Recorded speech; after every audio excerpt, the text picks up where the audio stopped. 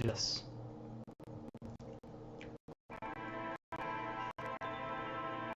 What allows things to happen? What is the thing, the concept, the feeling, the vibe, the energy? What is it that actually lets things happen?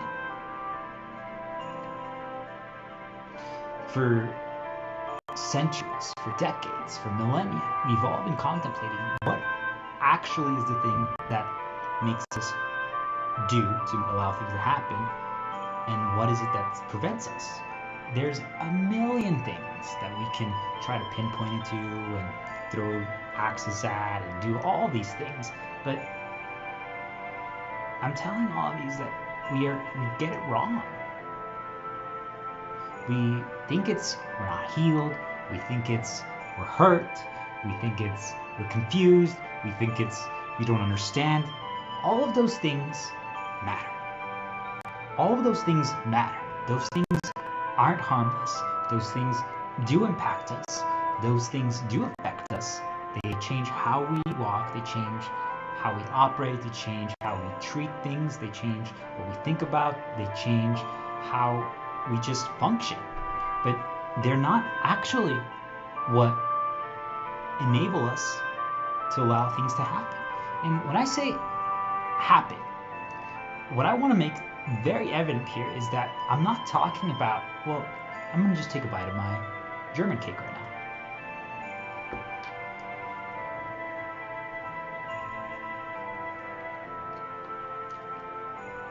I'm not talking about that. That is a personal one.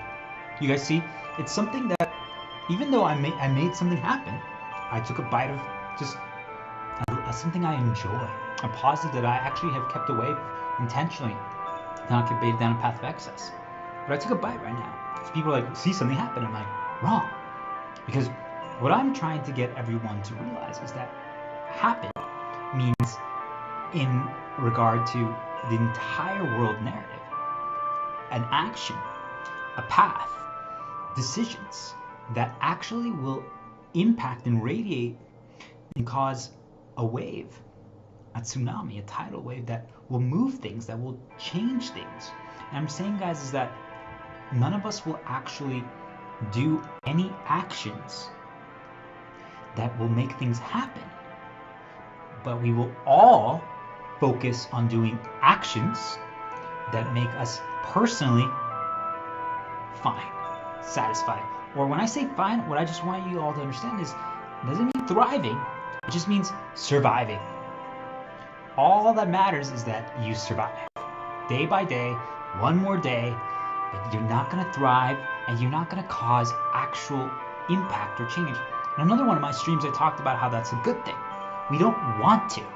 We don't want to be a somebody. We don't want to be someone who's going to save the world or unite the two worlds that are competing against each other. We don't want to be that person. That's a good thing, because you guys see, if I put that aim in the distance, that I want to be the one that saves both worlds, the spiritual world and the physical world, and I'm going to cause it so there's not going to be a war anymore. Well, now I'm at risk. Do you guys understand that I can be destroyed and I can be harmed and I can be negatively impacted? So I'm saying that we don't need to be anybody, but we still should be doing actions naturally, logically, easily, that are causing positive impact, that are making change happen without even putting excessive effort to try to do so. It just happens naturally as we are executing our best skill sets, as we are being who we are, as we are only on a light path, as we are healed, as we believe, as we understand, as we see. Now this is where all the things, all those variables, the change, the strings, the links, our conditioning, our programming, if we're healed or not, if we understand, if we contemplate how this world actually operates, and all those things, this is when those come into effect. When we're just doing, do you guys understand? They shape every single action and every single decision that we naturally do. It doesn't matter how we operate, but those things just appear and they guide us. So we're never going to cause bad to anyone. We're never going to hurt anyone. You see, we would actually just do.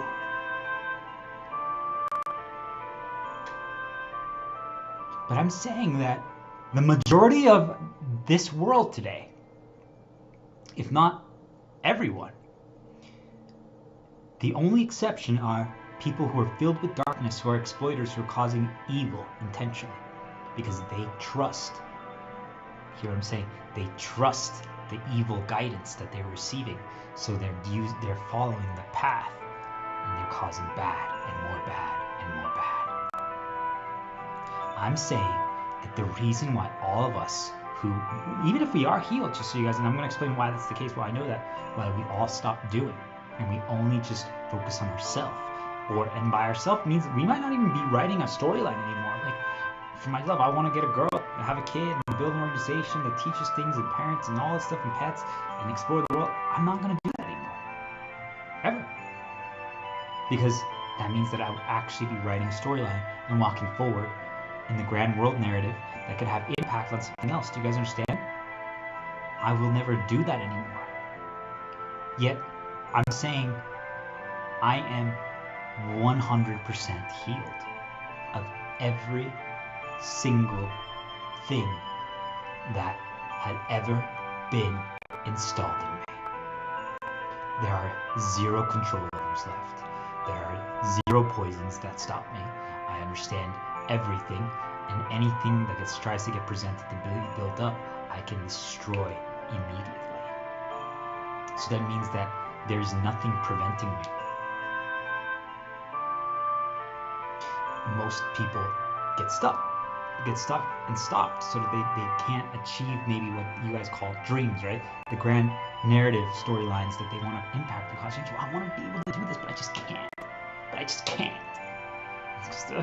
just like, these things are bothering me, like these fears, these insecurities, these problems. I'm just like, And if they defeat that, if they heal it, if they understand it, if they overcome it, well then, it doesn't mean that they're going to thrive, but now that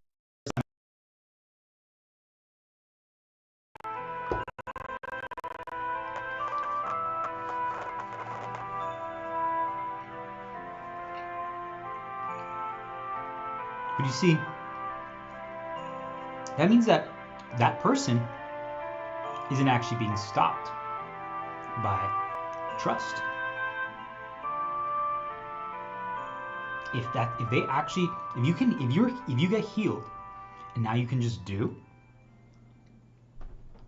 it means that you never were being stopped by trust. Because you see, trust is different than being healed, guys. And today, just so people are aware, I'm not talking about any personal examples. What I'm talking about today, guys, what the answer is to everything, the entire game of life, has nothing to do with personal trust. So I want all of you today to join me that as any personal reminder gets inserted into your head while you're listening to this, to destroy it immediately. There is no personal trust issues today. None. Nothing we're talking about today has anything to do with another human vessel. If that starts populating into your head, you must interrupt yourself, you must deviate, just look at things like, whoa, grade mug 1, grade mug 2, oh, I'm going to take a bite of my German cake. There's 0 personal examples today. 0. Do not allow them to build that up in your mental world while listening. Do not. If they do, those are exactly the enemy that I'm talking about today. Why we can never trust and why we can never do. Because they do exactly what I'm saying. They'll try to make all of you think it's personal. It's not. This has nothing to do with another human vessel. So, now we got that out of the way. Why can't we do? Why don't things happen anymore, guys? Because I'm going to start here with myself just so I can make people understand something. I'm saying, guys, that I've healed everything. Everything. I'm talking someone who had 70 insecurities installed in them throughout their entire life. They were brutal. When they just created my chess piece, they intentionally chose to destroy me a million different ways. And they still do every single day. You understand? I'm saying they created me, that my chosen chess piece was meant to become a healer, just so you guys understand. They fabricated, let's say, 70 insecurities and terrible things, and they created within me a situation where I had a drive to always figure things out. So that means that other people get stopped by one or two. I'm saying that every single one that I had, I'm like, I need to solve this. I need to figure it out, and I need to be able to either rewrite it or defeat it, or be able to understand and move forward and make it actually either a positive or completely nullify it. Do you guys get it? That means that I got created to be this way. It was planned. It was intended. It was intentional. I'm saying that that's how it is, guys. Every single thing that we do in our life, the skill sets that we all end up developing is based on the negatives that they had planned for us to encounter throughout until they craft to do. Alright? So what I'm saying, guys, is I have zero fears, insecurities, traumas, or concerns anymore. None. Zero. And yet, I don't do. All of you, if that would be the situation, you would do. I'm saying old version of myself in the last 5 years, 6 years, every time I healed, every time I solved something or understood something that was plaguing me, I could do. You guys get what I'm trying to say? It was literally instantaneous. Overnight. It was from 1 second to the next. If I couldn't do right now, but then all of a sudden, Shepherd started from like the dark night with his shepherd tells me, this explains something right now. And I'm like, oh my gosh, that makes so much sense. I'm telling you guys that within 5 minutes later, if I decided to turn off the stream or the video, and I would be able to do it. Do you guys get it? That means that I wasn't being stopped by the actual thing that really stops us. I was being stopped by just these perceived random problems that I just couldn't figure out yet. And I'm saying if you guys are still at that level, then life is easy. Just listen to my videos and streams, and you'll be healed, and you'll be able to do without any issues whatsoever. Healing is a joke. Healing is easy. If you think it's difficult, that got installed in you guys. I'm saying, guys, if you just listen to everything I say so you understand, because healing is not actually about overcoming something. Healing is just about simply understanding how it got created. Once you understand that, you're like, aha, fabricated. A plus B is C, got it. It's the lie, got it, all right. Now it's not fun to deal with these things, but now I know how to rewrite them and overcome them. Easy, no problem. People are like, wait, what? That's what healing is? I'm like, yeah, because then now you can choose everything. You guys understand? I've talked about this in all my videos and streams, so that's not today's focus, but what I want people to understand, what I'm trying to make very evident is that what stops actually, if that's the level you're at, if you guys can just get presented random healing knowledge, and something can finally click for you and it makes sense and you finally understand, guys, I'm saying that you will be able to do within minutes.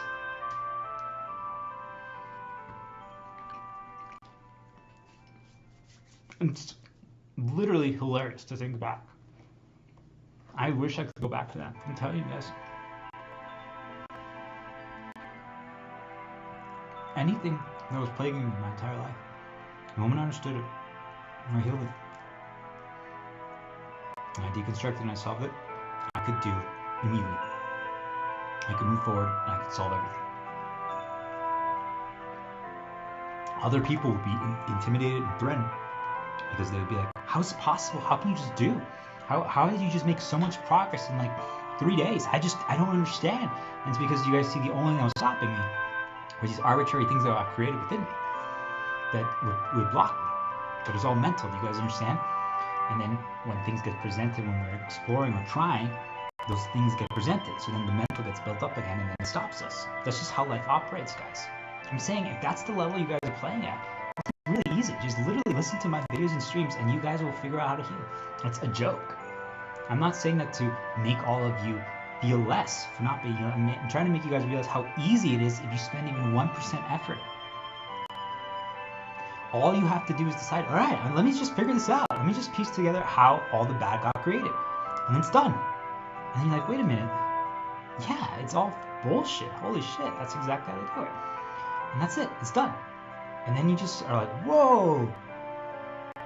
And when you just create some new positives for yourself related to the things, And then whenever you want to feel better, you just do those positives, and then you're like, oh yeah, yeah. And then now you believe, and you keep doing it over an extended period of time. You believe more your truths than their lies, and then you just move forward. And then eventually you're like, wait a minute, what's all these stupid lies that they're presenting to me? And you're like, exactly. And then that's that. You guys see, then it doesn't work anymore on you. Doesn't mean that it's fun, but it just bounces off because you're like, lies. The way they do it, guys, is that they stop all of you by just presenting things that you're uncertain about. You're like, I don't know, maybe not. Like, they build up the mental world of negatives. And that's it, guys, all right? I'm saying, guys, if that's your level, that's level 1. It's easy.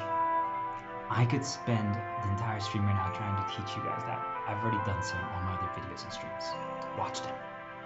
It's just that simple. So, I'm saying, guys, is that I'm completely healed. I break all my programs, my conditions, my paths, my loops, my cycles.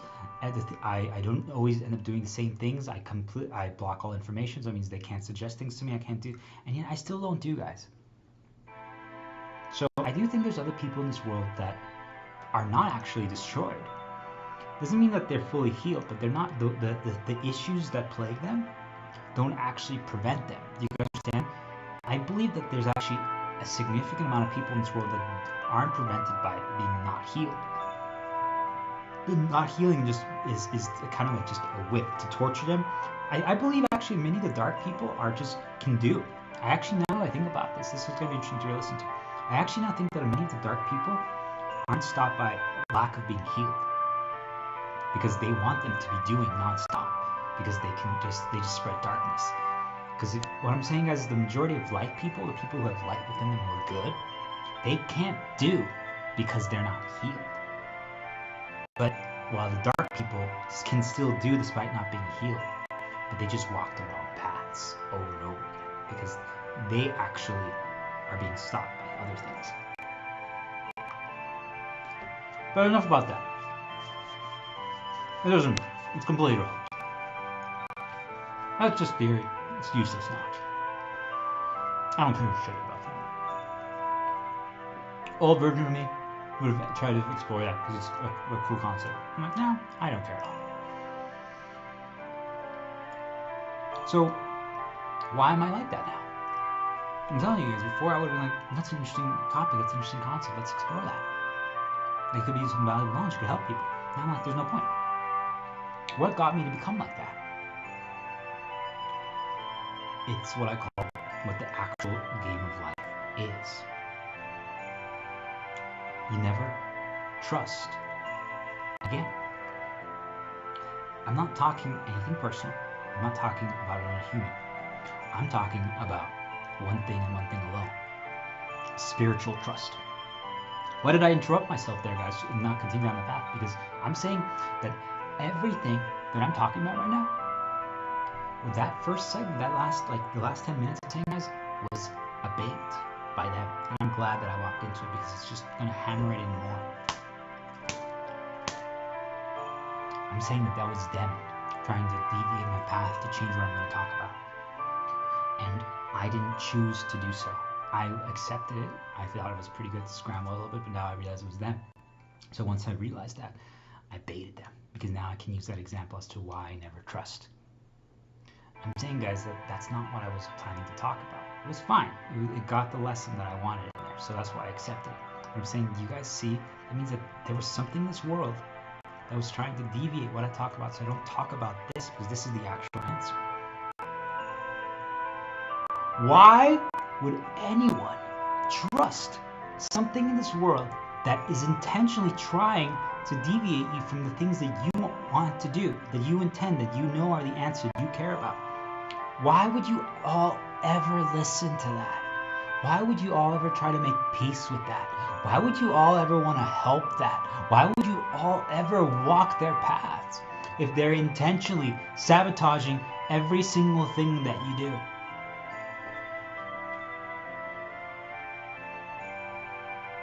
Do you guys understand? You all think that the game of life is about being healed, about believing, about having hope, about understanding, about I need to trust my fellow human. I'm saying it's none of that. It's about one thing and one thing alone: spiritual trust.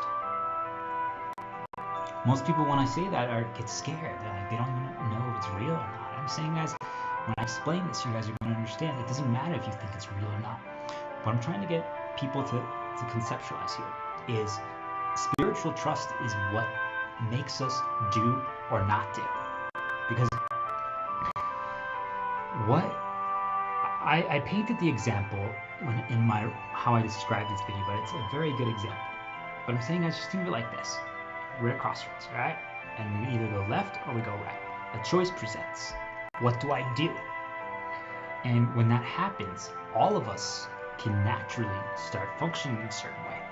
We start contemplating every single thing that's happening. We start evaluating the thoughts that are populating into our head, and we start evaluating the senses that appear around us, and we start evaluating and drawing from the things that we have experienced in the past. So then we can decide, it's like, last time I walked to the left, good happened. The last time I listened to someone that said walk to the left and I kept going, and then I hurt myself. So I'm like, at first it happened, but then later bad happened. So maybe I shouldn't go left because I listen to people. But while you're contemplating this, mentally is getting inserted. You're just getting inserted in your head.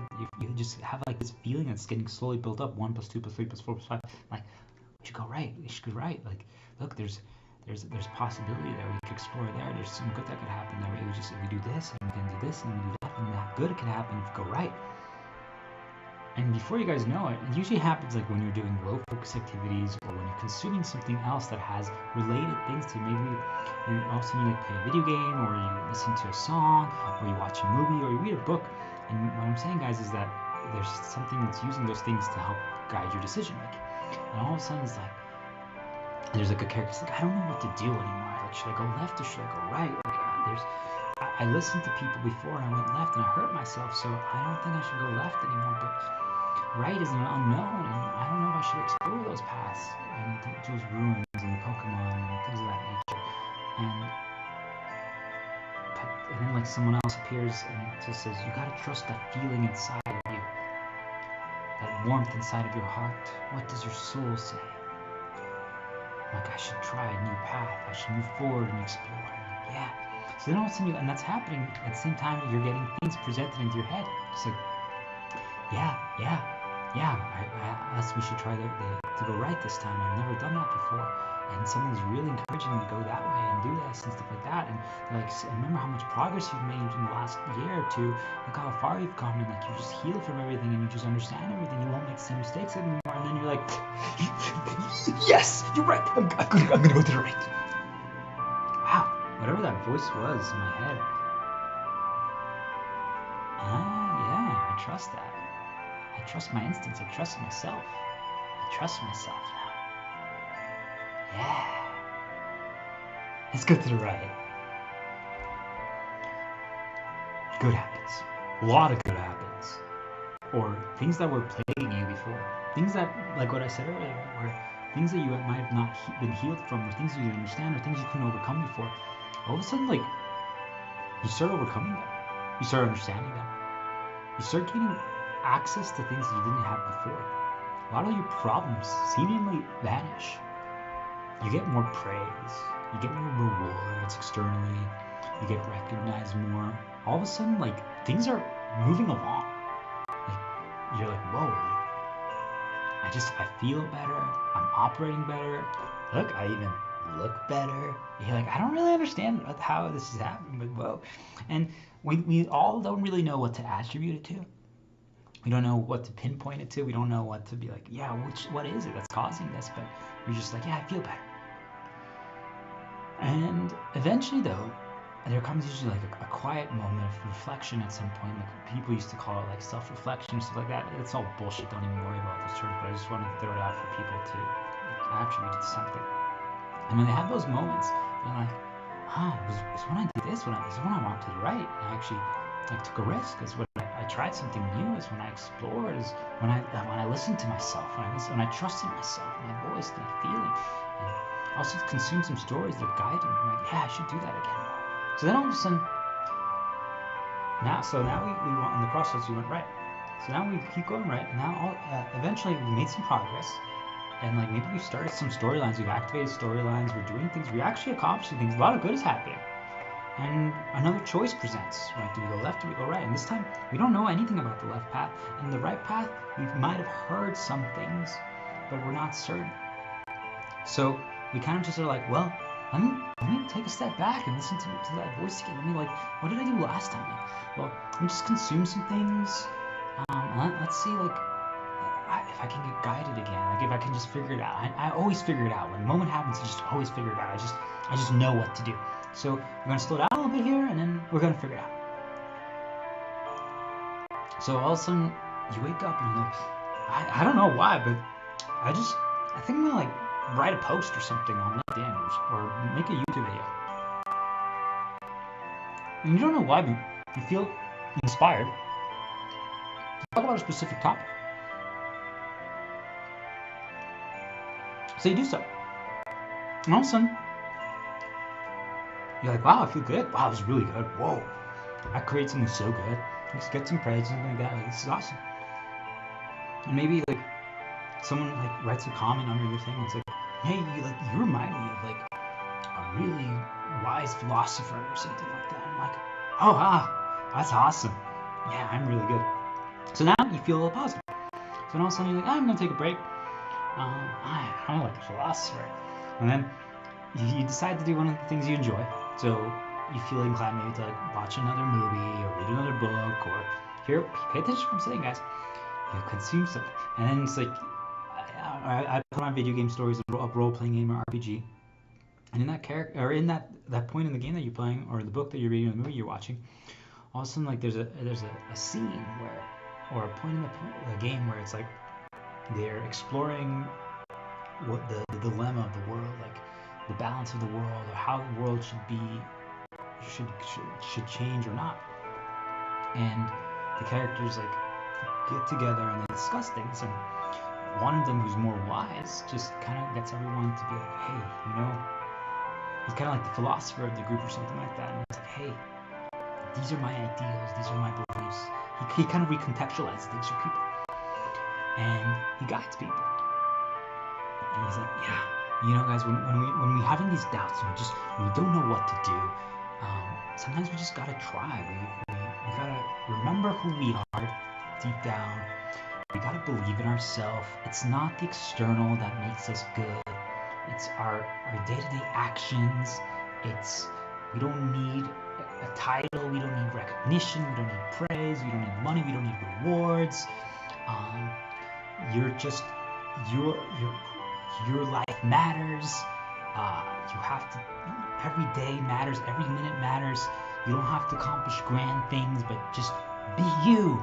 Fight for what you believe in.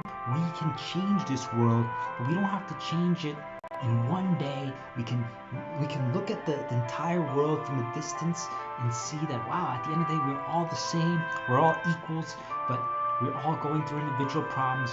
You just have to remember that if we can change one person at a time, you can cause a chain reaction of the dominoes falling, and then eventually it's going to reach the people that are preventing things, and they're going to realize it, and everything's going to change. They're like, yeah, we got this. And I'm like, and you know what, guys? Even though I said that, I want all of you to know, if we don't change anything from this point forward, I'm proud of all of you. I'm proud to have called you my friends. I'm proud to have functioned with all of you and fought this battle every single day. But you know what? We need to take it into our own hands. Today. Today's the day that we decide to do something that we've never done before. Today's the day that we finally break free. Today's the day that we dethrone the empire. Because even though we want to do the small play of one domino at a time, today's the day that, you know what? That's going to happen for the rebuild. When we're rebuilding, when we're helping everyone, remember who they are and how incredible they are. But today, all 10 of us, we're going to take it into our own hands, and we are going to change the future together. I've never had more belief in all of you. I couldn't do this without the power of friendship. Without your support, without your guidance, without your trust, I would have fallen the first time. And I had all of you to thank. You picked me back up. And now I'm here, and now it's my duty, my responsibility to do the same thing for all of you. So I'm going to take a step back, and I'm going to push all of you forward and cheer you on. And if at any point something's about to stop you, I'm going to remove that roadblock, and I'm going to keep encouraging you, because you know what? Each and every one of you is a star, a hero, someone that can accomplish anything. But it begins by taking the first step. So are you with me? And while we were listening to that, we were thinking about our crossroad decision. Should we go left or do we go right?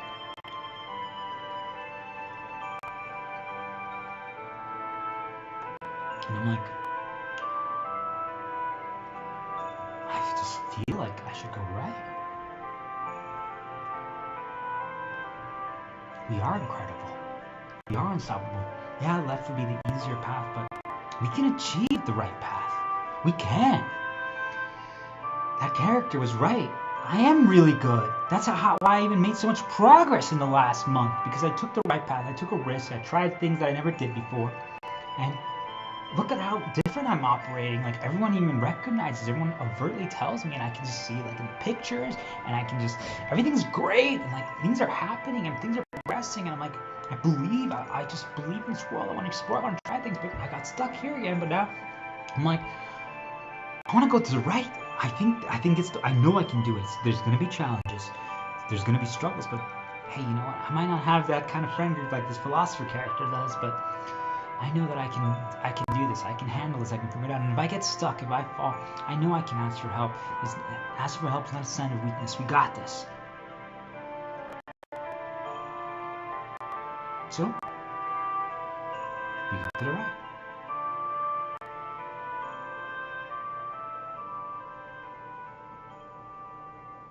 Suddenly, there are quite a lot of negatives at first that present, but we pull out our sword, a light sword, or it doesn't matter what it is, and we just easily slash them away. I'm like, whoa, I'm so strong now. Look how good I am. Look how powerful I am. Those things used to stop me. Wait a minute. Those things used to stop me. Oh my gosh. Oh my gosh. I literally defeated what used to stop me in 5 seconds. Oh! And you get excited. Think about what kind of powerful reinforcement that is. The things that you knew stopped you before, you just overcome like nothing. You're like, oh my gosh, I am so good. You don't say it to anyone, but you guys see, for the first time ever, you feel powerful. You feel good. You feel capable, because we don't realize that we've allowed the world to dictate when we do. That's what ended up happening to all of us. So finally, for the first time ever, we are like, without anyone even, do you see guys, without anyone overtly recognizing us, giving us praise, telling us we are good, we know for the first time ever, we are good. Because, not because someone said so, but because we know that we overcame something that used to actually stop us. Or we achieved something that we were wanting to achieve, that we failed at before, that we couldn't. So now that we've achieved that, or we overcame something that stopped us, we're like, holy shit, it's undeniable. I am amazing. I am good. I am capable. And many of us will get baited to then get cocky, arrogant, go down the wrong path, and now start bragging to everyone. I'm saying this time that doesn't even happen to us, because you guys, we listened to the philosopher in this video game story, and we decided to go the correct path. So all of a sudden, you guys understand how powerful that is, because we're like, wait a minute. So the first time I had a moment of doubt and I didn't know which path to go, I listened to myself. I trusted myself, that voice inside me and its guidance. And I really don't know what it was, but it's just, I felt like in the moment, when the moment happened, I knew what to do. So I went to the right. And then I got stuck again. I didn't know what to do. But then I paused and I reflected and explored, and I listened to my guidance and my voice and everything like that. And I did. And even though it was a little scary, even though there was trials to overcome, I didn't know how good I was, but overcoming those things proved it to me. They reinforced it to me, made me see, holy crap, look how far I've come. Look how good I've gotten. So when that moment happens, now we're like, wait a minute. I don't know what this like voice inside of me is, but I trust myself now. For the first time ever, hear what I'm saying, guys. For the first time ever, I trust myself. I feel like I'm aligned with myself. Like I know who I am. I know what I'm capable of. I know what I can do. I know what I can achieve. It doesn't matter what anyone says to me. Of course, it still hurts. Sometimes if it's reinforced enough, it makes me think I suck for a second. But then I'm like, wait a minute. I look around like, you know, let's just say like the victory condition was defeating like these evil angels that are manipulating this world, they're tricking the world, and you defeat them, and you ended up getting an item, let's say a wing from the angel, and you have it like hanging on the wall, and it's a reminder for when you listened to the guidance and you overcame everything. So do you guys see? Sometimes you're just doing it and you're like, oh my gosh, they're telling me I'm a bad philosopher, I'm a bad fighter, I can't figure this out, I don't know how to unite the world, I don't know how to inspire people, this is not good.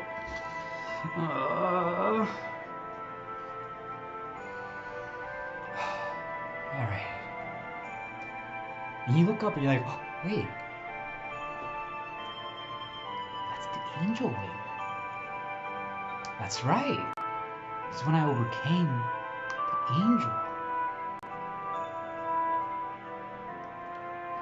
Damn, that's right. I'm good. I'm good. Oh. And we might explore that path a little bit and walk down that path and like relive it, and we're like, oh, I'm good. And now, the feeling, the voices, everything that was trying to make us think that we're bad or that we're incompetent, that temporarily succeeded to make us feel that way, is now gone. So we're like, whoa, I can't believe I even thought I was bad for like 1 second. I can't believe I thought I was useless. I can't believe I thought I was worthless. I can't believe I thought I was incompetent. I can't believe that I even thought that I can't unite worlds, that I can't save things, that I can't help, that I can't accomplish, that I'm not good at like healing people and inspiring people. I'm like, how did they even get me to do this? You know what? That would be the wrong path to explore. It doesn't matter. We just gotta move forward. And you see, like, you're just moving forward. You're just doing so much progress is happening. You think you're unstoppable, and you are. You guys see, it's not. You don't even need anyone to say anything. You can just look at the angel wing, and you're like, damn, I'm good. You guys see, and it's not a brag. You're not even bragging to anyone. That would be the wrong play. But you see, you're not even bragging to anyone. You just know what you're capable of, and you don't even need anyone to say it. You can just be like, the angel situation that I overcame is proof. The angel stopped me for 20 years and I overcame it. And then I inspired people right after. You guys see, like, you don't need anything to tell you that anymore because you know. But you see, it also got attached to certain events that you overcame something, guys, right? You guys see, like, now, even though we solved it, we're still relying on that as a proof, as a reminder, hey, no, you got that or you achieved that. That's dangerous, guys. Because what if they taint the angel wing? That's all I'm going to say about that, guys. But that's what they do. They taint the angel wing, and then now we don't use it as a proof that we're capable anymore. We use it as a proof that we should stay away. So, what ends up happening, though, is that you guys see now, we won. We kept going, and even though negatives presented, you guys see, when we actually encountered the negatives, for the first time ever, we were prepared for them. Because what ends up happening, and I encourage all of you to explore this, is that when we encounter certain problems or negatives, it's just we're not prepared. And I'm not saying that we should be doing our homework and studying extensively for it, but we're not prepared because we don't understand how to deal with what happens. I'm saying it's a forced failure that happens to all of us, and we're not prepared. Each and every single one of us will always make mistakes. Everyone, this is the point where as I'm talking about this, you're going to get personal reminders populated in your head, and I want you guys to start practicing that. Whatever starts populating in your head is them. Whatever starts populating in your head during this segment is them, guys. You guys need to start practicing to identify them. They are the enemy. So, what I'm saying, guys, is that you just, the first time problems are happening, your mistakes are going to happen because you don't recognize it. You don't know what to do. But if you know, you don't fall for it anymore, guys. Do you get it? So the first time when we walk into something, when we got destroyed, when we failed, when we got defeated by the angel, we didn't know what to do. And we walked into the angel path and it destroyed us. And you guys see, it just caused permanent negative reminders and just made us think we're incompetent. And then the angel had all these little demonic little spirits, like I'm thinking of Kugane. And these little blue spirits showed up, these revenants, and then they literally just appeared around us, and we were just spouting nonsense. You lost the angel, you lost the angel, you lost the angel, you lost the angel, you lost the angel. And you're like, oh my gosh. And they just can magically teleport into our home at any point from the outside. Like Scarlet Nexus. And when they do that, you're like, oh my gosh.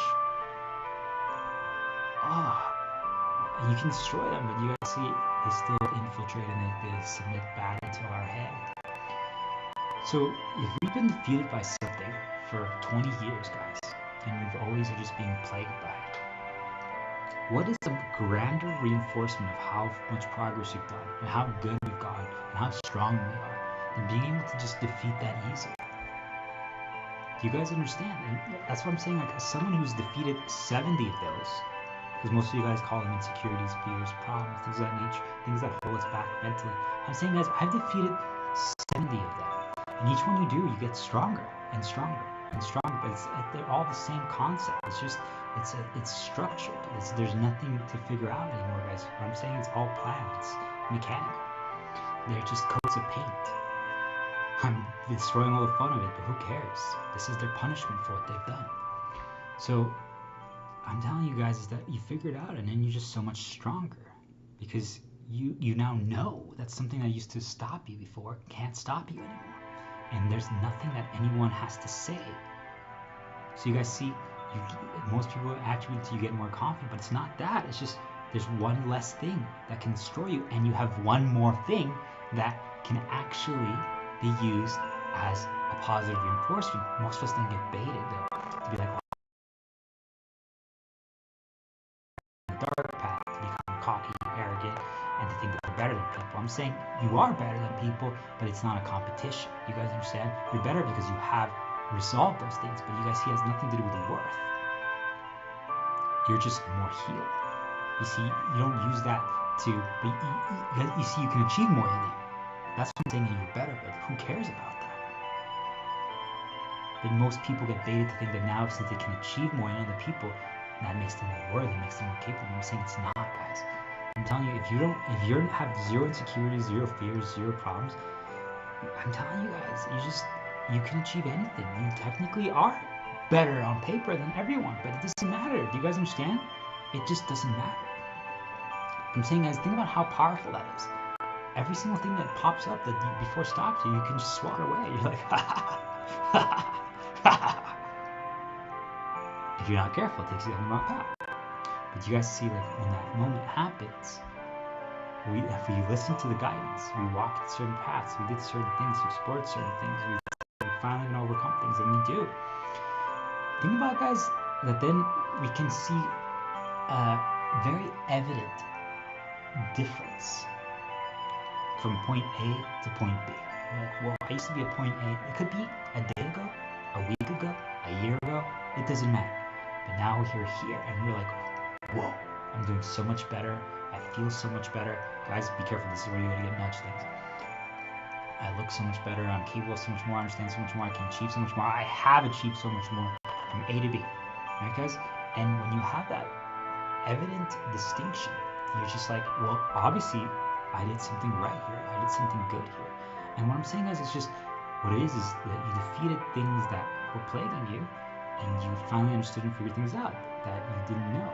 So it's called being healed, it's called understanding, it's called making progress. If there's 10 things that were stopping you and now there's only 5, you guys are stronger. It's just that simple. It's literally just, hey guys, before I had 10 things defeating me and I have 11, I have 11 health, let's just say. Each thing that defeats you lowers your health by 1. That means that I'm operating with 1 health. Hey, I've defeated 8 now. That means that I have only 3 things can damage me. So that means I'm always operating with 8 health. The amount of health that we have determines how good we are, how much percentage, how much effort we can do. So if you have 1 health, you only can do 10% effort. If you have all 1 health, it means that anything you do it at 110%. Do you guys get it? Think of it like that, guys. So you see, we've defeated almost everything, we are operating at a level so much more than other people because nothing stops us. Because what I'm saying is that as we're doing everything day by day, minute by minute, the things are getting presented. So could everyone at the beginning is operating at, let's say, at 110%, but person 1 within 5 minutes got 5 of their 11 things presented. So now they're only operating at 60%, and I have healed all of them, so I'm still operating 110. So what ends up happening though is that then they always create another one, a bonus 12th, that happens that when they see other people doing better than them, it destroys them. So now, even though they're operating at 60%, that bonus one hits them, and now they're operating at like 10 to 20%. Just like that. Do you guys get it? And then they don't understand. They see a dramatic difference in capability, and I'm like, and then the worst part is, guys, is that for someone like myself, if you heal everything, you guys understand, you can do anything now, because there's nothing that stops you. So it means that you could try something new, and within minutes, hours, or a day, all it takes is you have to just understand something. If you understand something, you can do it. Doesn't mean that you're going to be amazing, but you keep getting better and fast. So someone else might be like, it took me 10 years to get to my level. And then they got presented some negatives, and I, within a day, just asking a few questions to the person that has done it for 10 years, I could understand the basic vision. I'm never going to be at their level knowledge-wise, but I can execute, and I'm capable enough because I understand enough. I didn't get my negatives presented because I already defeated them. So I'm actually, in a way, maybe even operating better than them. And they've been doing this for 10 years, and I've been doing this for 1 day. Do you understand how much it destroys them?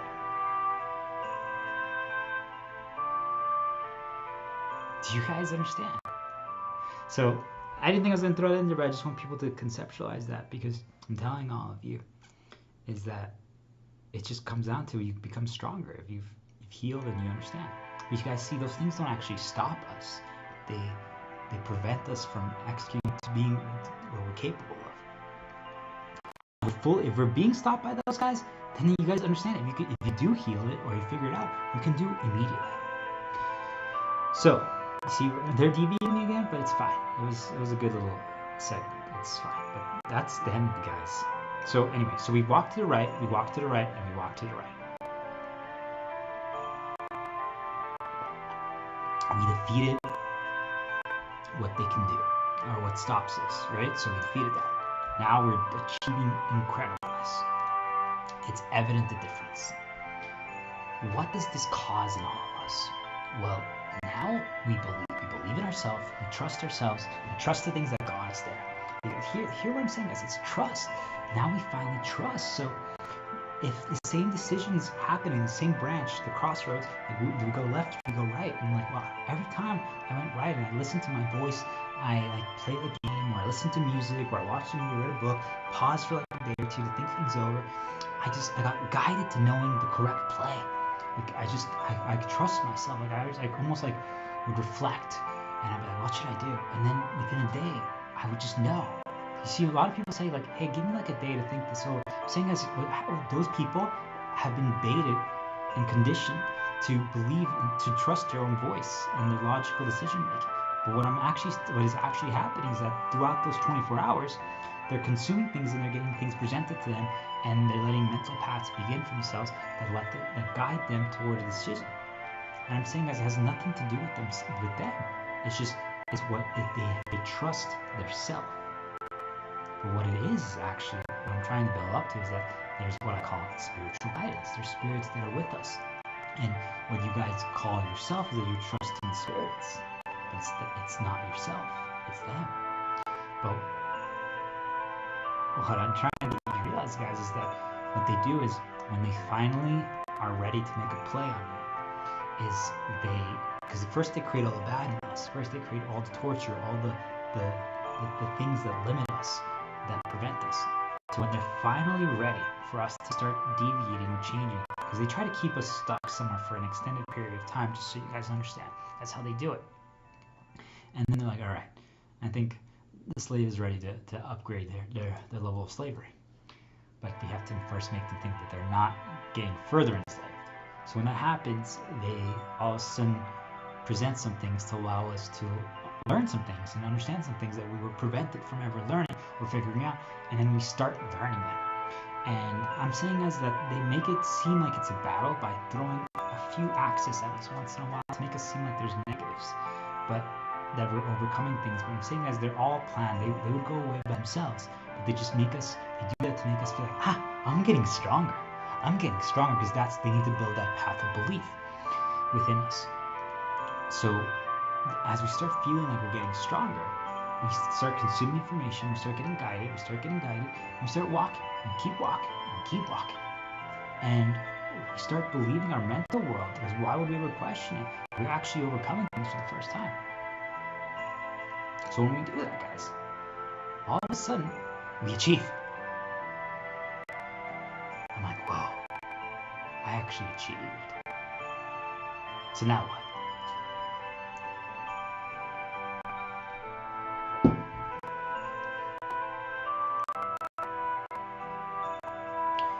Now,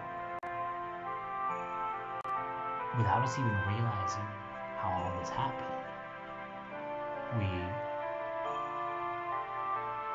trust. Do you guys understand? Because all of a sudden, good happened, progress happened, and we defeated the bad. But it got repeated. Do you guys get it? It got repeated. We kept making progress.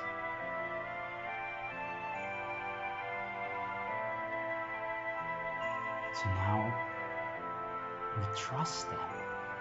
We trust ourselves. We trust our voice. We trust the guidance. We trust our methodology. We trust our approaches.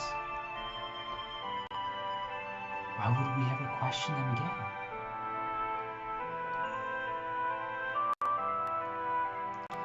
If there's actual overt results, guys, do you understand?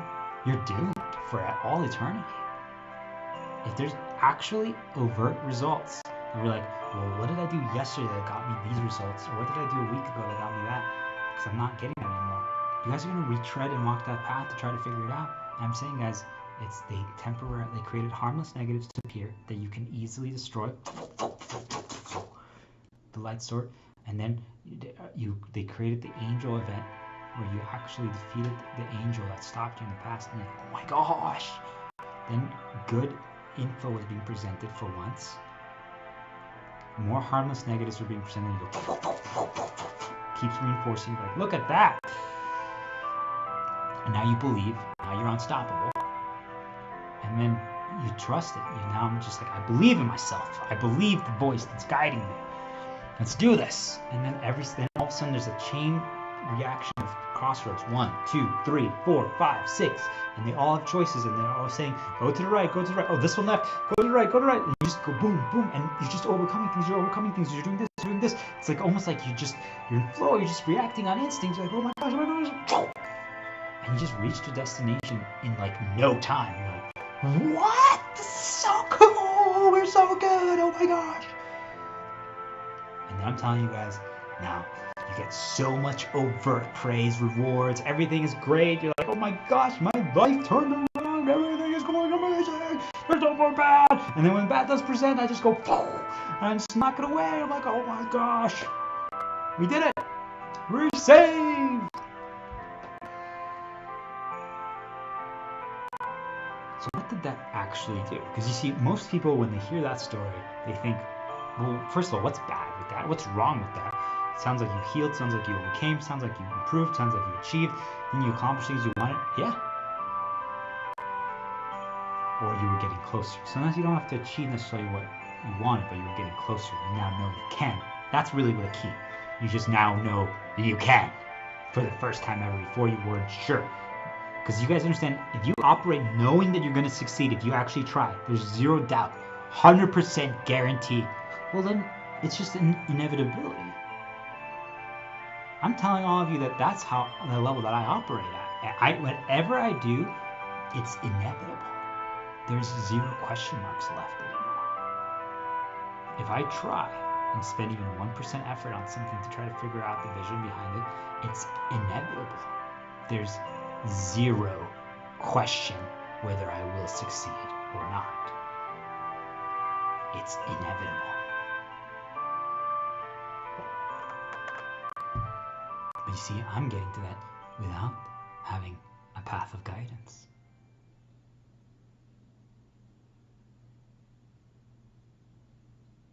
That's the key. But so most of us get to that because we've listened, we followed. So then we get to it, you guys understand that? So now we are like, but wait, I healed. I made progress in my story. I finally achieved. I finally accomplished. I now believe in this thing. I'm saying, guys, what all of you call yourself, the voice inside of you, I'm saying, guys, that's them. That's the spirits. There is a version of us, just so you guys know, we do exist within them, but it's alongside them. But I'm saying, what they take over until you can recognize what's them. They take over, and they rely on when you're consuming information or experiences. They rely on overt information, just so you guys understand. They rely on overt information to make the paths they want, or when we haven't deviated. So, like when you first wake up, whatever you feel like doing, if you're not careful, it's them. Because they were inserting it while we were sleeping and in our dreams. So I'm saying, guys, that a lot of it is not bad. That's where you guys get it wrong. So, well, they let me achieve incredible. I got good. I'm like, yeah, exactly. But why do you think they're doing that? Why do you think they're doing that? Because it means that you trust them now.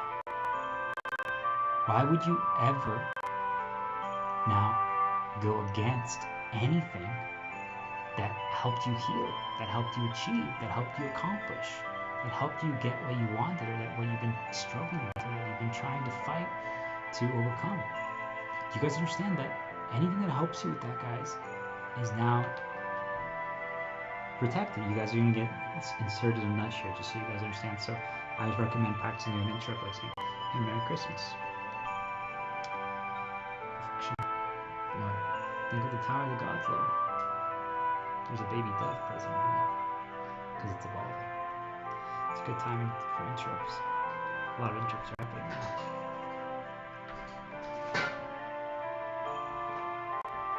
I'm saying that why would we ever question? Why would we ever doubt if something finally allowed us to win over and over again? Whatever got us there, whatever guided us there, whatever let us get there, is now becomes essentially our Jesus. I'm saying we all call it ourself. I finally trust myself again. I'm saying that's them until you understand. They create a fabricated path of repetition, of harmless scenarios to overcome. They get you some of the things, the praise and adoration that you've always wanted, and you finally get it because you were listening to them. And when you do so, now you see, guys, if you have enough subsequent victories in a row, you finally believe, you finally trust, you finally care. And you see, we all think that, well, nothing malicious would ever help us. If these things were actually malicious, they would never help us. Remember what I said earlier? There was a brief second when I talked about it. There's just actual slavery that is present, guys. And slavery just means that we're doing something the way they want. We're not choosing anymore. We can't choose. And if they're ready to upgrade our slave level, they help us break free from our current slave level, and then they upgrade our slave level. So for most of you guys, the only just to ground it for all of you, just think of it as work, right? When you change and upgrade, that's how they do it, right? They help you break free from what's currently shackling you, the existing place, and you finally break free. And it's, you move up, but it's planned. Do you guys understand? They only help you overcome and think you're better and know your worth and recognition just sufficiently so that you move up to the next slave level where they want. And they're going to slave you there for a while, and then once they're ready again, they're like, all right, let's do it. But you guys see, that means that those upgrades are planned. They're carefully calculated because you guys didn't choose so. They planned them. But you see, why would any of us question that? If you're like, well, I got a pay raise, I got an increase, I got my desire that I wanted, I accomplished the things that were stopping me for myself. I think about like in the Williams, like I finally defeated Karen Travers, or opposed viewpoints, or I finally figured out how to defeat Prav and Sila and things of that nature, or the Ordinal Tower. And all these things, these challenges that we got stuck in, we finally listened to them and we just won, and we won, and we won, and we won, and we won. And we can see these overt differences in our behavior and our actions. And you guys see, all it is that we all think that, because we get blinded. Just so you guys are all aware, is that all of us get blinded by light. We get blinded because we now focus on the overt differences. And I want all to realize that there's nothing wrong with that if we can just be happy about them. But what I'm telling all of you is that they intentionally make us focus on them, not for the happiness, but for what it indicates is that, hey, look how much progress you've made. Look at how good you are. Back then you were not. Look how much you've overcame and defeated this. So what it does is it builds a level of esteem within us that they use to change how our behavior, to change our baseline, to change our standards, to change what we care about, to change what we allow, to change what we tolerate, to change our spending habits, to change our behaviors, to change what we care about. You guys understand, like, over and over again. And they got us to focus on those external things rather than getting us to focus on what actually happened. Because we don't realize that all these behavioral changes and these storylines that are all of a sudden happening for the first time, we're now succeeding, we don't understand what it is that we got guided. We got guided repeatedly, and we trusted ourselves. And I'm saying is that they weaponize that, guys, is that they ensure that their guidance is going to result in the victory. They ensure that their guidance is going to result in the victory. So then they have, because I'm telling you guys, if right now you guys have been listening to my voice and your life has entirely changed 100% for the better, I promise all of you that it doesn't matter who you are, it doesn't matter how good you claim you are, not getting manipulated, that if right now I say anything to any of you, if I actually became your Jesus and saved any of you, I could tell any of you anything and you would believe me. And I'm saying that's what they do. They create those situations for us. Usually they try to attach it to people, but usually their most malicious play of all is to attach it to ourself, because the voice inside of us that's guiding us as we're consuming some other storylines. Because then once we trust ourselves, we think, I'm good. And that's what they do. They try to make it so that we attach our skill, we are good at figuring things out, but it's actually them. We are doing things for ourselves as well, but it's actually them that's guiding us. And they basically attach themselves to ourself. So then you guys see, and I'm going to explain to you why this is the worst play of all. Because what they end up doing, guys, is that you guys see, we finally achieved, we won. So anything that let us win, we're never now going to question. We're never going to push away. We're never going to destroy. We're never going to attack. We're never going to suppress. We're only going to enable. We're only going to remove roadblocks for them. We're only going to help them. But what if that's exactly what they wanted? What if that's exactly what they wanted? Because what does that do, guys, now? Now we trust in them.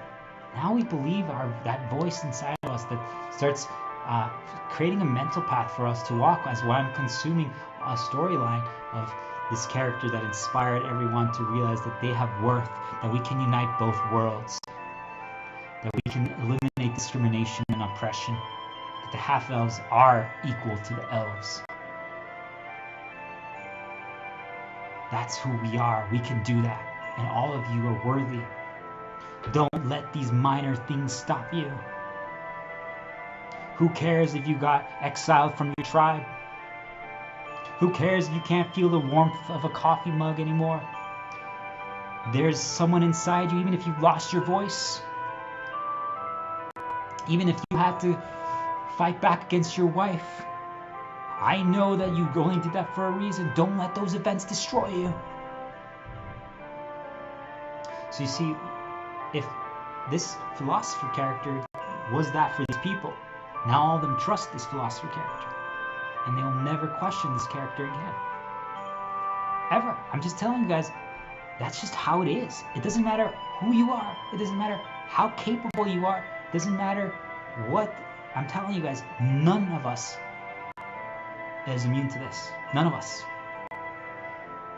Because now, what's going to end up happening is that we follow these people, or we follow this voice, or we follow this guidance, or whatever led us to success, and the overt difference. We follow it now. Do you guys get it?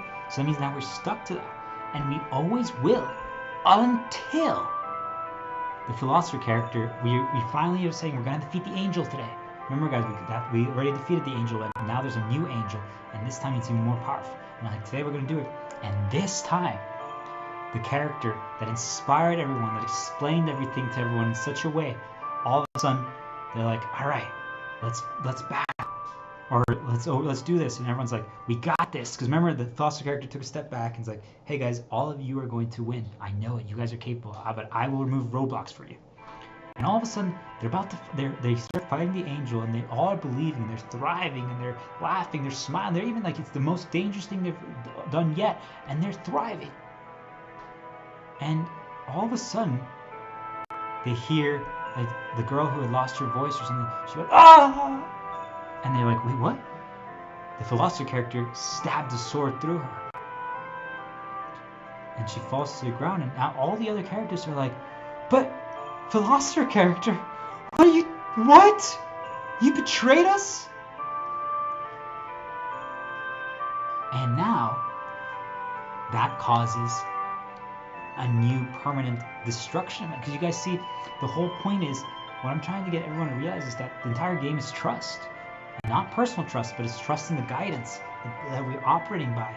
Whatever's guiding us. You guys, you always think trust is with people or personal. I'm saying it's not. It's about what is actually guiding us. If we trust that, then we do. Doesn't matter if we're healed or not, because the guidance can temporarily block that. This philosopher character gave everyone the shield, the protection to do. But you guys understand that means that that thing now is what can cause the destruction, the betrayal. It's only that thing, nothing else. And that's what they do, because you guys understand is that we get stuck to that thing then. That's how they create it. They create it. And if you're getting nudged personal thoughts right now, guys, about people from your past, that's them. That's the enemy, guys. Just so you understand. If you got nudged anything about your personal past right now when I'm talking about this, that's them. Those are who we're trying to defeat. Every time they do it to me, I'm just saying it out loud so you guys understand it's probably going to happen to you too. But they do that intentionally, guys. What I'm saying is that they temporarily pretend to be on our side, healing us, helping us, guiding us, so we overcome 1, 2, 3, 4. We choose all the correct decisions. We overcome little harmless enemies like nothing. On the path to the big angel, the one that we got betrayed at, there was like a million small angels that we used to struggle against, and we defeat them like nothing. And we're like, oh my gosh, we're unstoppable.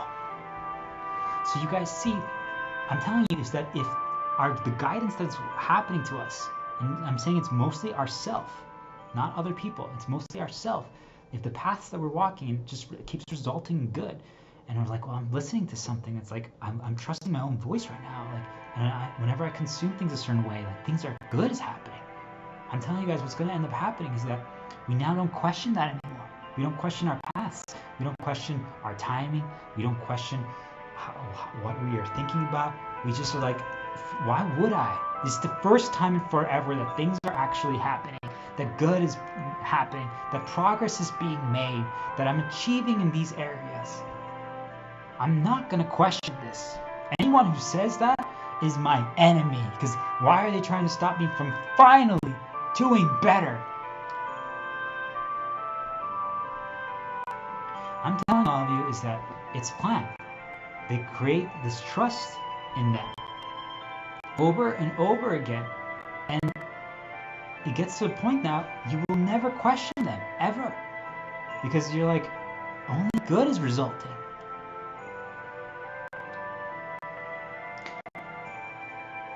Here's the problem, because you guys are like, I still don't see the problem. I'm like, you're right, guys, there is no problem up to this point.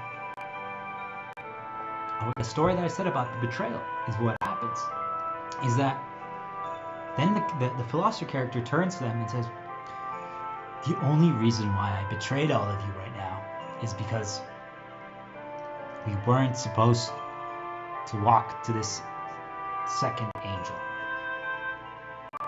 If we would have stopped right before this and done another path, then, like, let's say, earn some money, create a little town marketplace, like I'm thinking like Hyrule Castle Town. And if you would have done that without fighting the second angel, then I wouldn't have betrayed all of you. If anything, I actually would have taught all of you how to even make more money and how to thrive.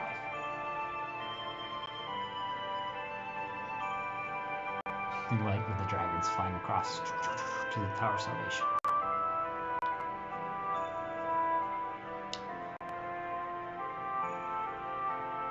So all the characters are like, but you didn't even tell us. I mean, I know you guys, you suggested, well, we stayed the night at the inn, that before we went to fight the second angel, that maybe we should consider creating a little marketplace and selling some products here. I know you suggested it, but we thought we could do that after. We didn't think it was urgent or that we needed to. The philosopher looks at them and is like, yeah, I wasn't asking. I mean, if I would have told all of you that do it or else, well, then my mask would have fallen, wouldn't it? It was a requirement. You all needed to do my path. But we've been trusting you guidance this entire time. Like, well, now that we know, like, we could go back and deviate, and we could do the marketplace right after. But let's defeat this angel first, and then. Well, it's a little too late for that now, isn't it? He lifts up his sword, and the girl that lost her voice is literally dead, stabbed through with his katana. Are you guys really gonna trust me anymore, now that I've killed one of your own? Are you really gonna trust me again?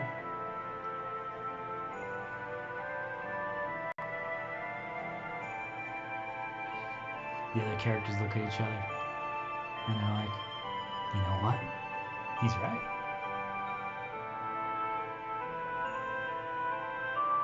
Why would we? The philosopher betrayed us.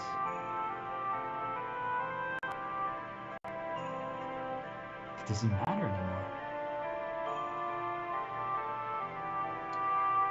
We followed the guidance up to now, and look where it took us. Now we lost one of our own, and we're lost. We now lost to the Dark Angel, guaranteed. And the philosopher is like, maybe he's like, I'll be back next time. If I see any of you again, it's over.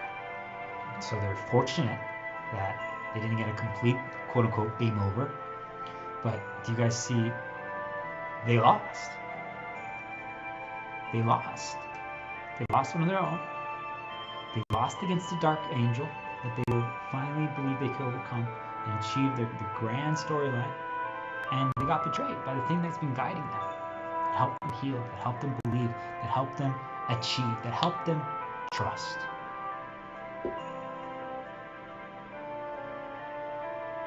So what does that actually cause?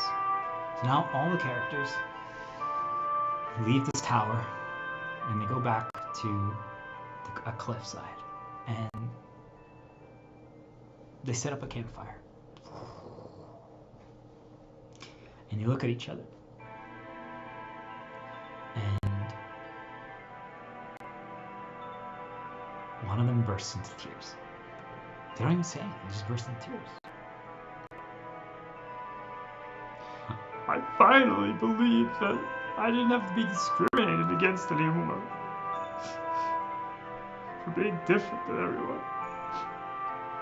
But I trusted something that literally betrayed us.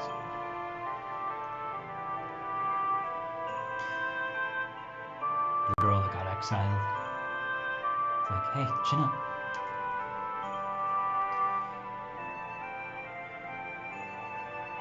What happened has nothing to do with that. You still are worthy. Yeah, we got betrayed. Yeah, we lost. We lost the girl who lost her voice. But don't give up.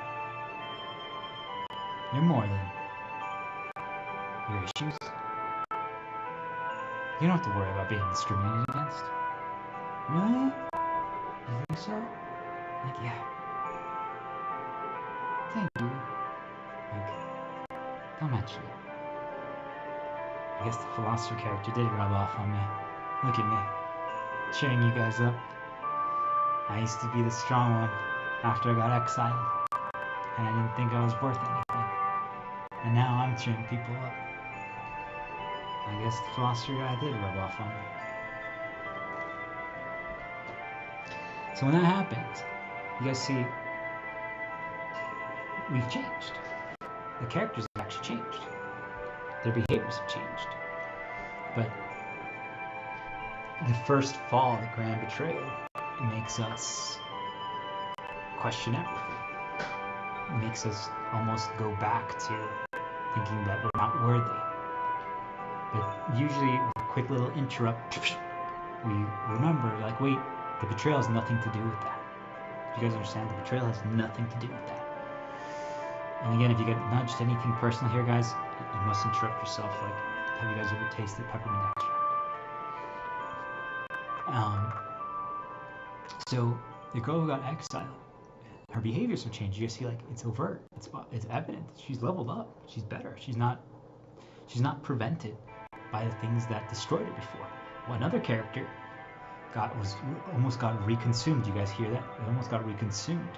That they thought now that they're not worthy. They can't do anymore because of their issue. That they're a half elf that has like pointy ears that gets discriminated against or something, guys.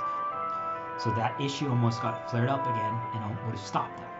And it's saying the girl who got exiled, and that was her issue and that's her worth, that she didn't allow it to reconsume her because she's healed. But you guys see, there's one thing, this is what we're going to touch upon next, is that the betrayal. So the characters are talking and they're like, what should we do? So the girl who got exiled is like, I don't think there is anything we can do. Because even though I've changed, even though I don't care anymore about the exile and my village and my people, you guys are my home now. You're all that matter. We lost something that we can't get back. The girl who lost her voice. Oh, we also forgot there's the character that had to destroy his wife to protect his family. Anyway, the point is they're talking and they just are like, there's nothing we can do.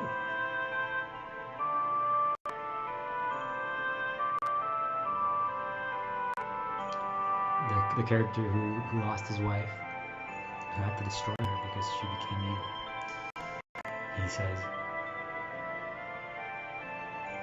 you mean after everything I've overcome, I literally lost my wife. I had to be the one to destroy her because she got corrupted. We're gonna give up because the philosopher who made us all realize that we are good, that we are worthwhile, that we are something, we are more than our issues. They don't define us, they're just one part in our grand storyline betrayed us, that it's over. As he says that, he reflects and he's like, well, no, that wouldn't make sense, but I feel the same way. So what is it that I'm feeling? As they all ponder and reflect, and it's like, wait a minute, is that we don't have a belief system anymore. We don't have a guidance system anymore. We don't have a trust system anymore. The philosopher was our trust, was our guidance, was our belief.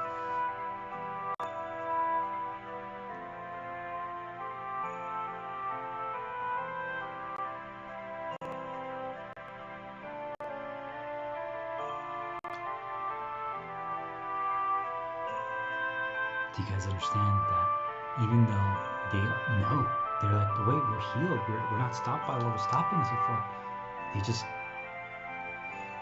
They all look at each other and they're like, well, maybe we should just open up that marketplace right here. Are we really going to stop fighting to try to unite the worlds and defeat the dark angel? And I mean,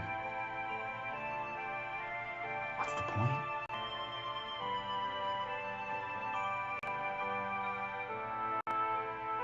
We were betrayed. How do we know what to trust anymore? How do we know what to do? How do we know which path to take?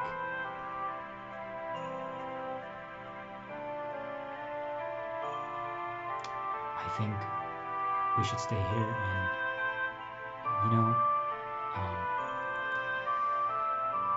maybe you could find a new girl here. But, actually,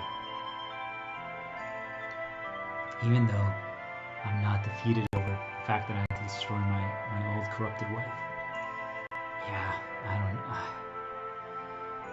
don't know. Now I see that I got guided by something that literally destroyed everything again in a different way. I'm gonna stay in this mountain town with the tower in the distance with the dark angel, but I'm not gonna do anything anymore, but I'm just gonna survive, guys. If you guys decide to continue your journey, you guys know where to find me, and I'm cheering for all of you. I hope for the best, but you guys got this.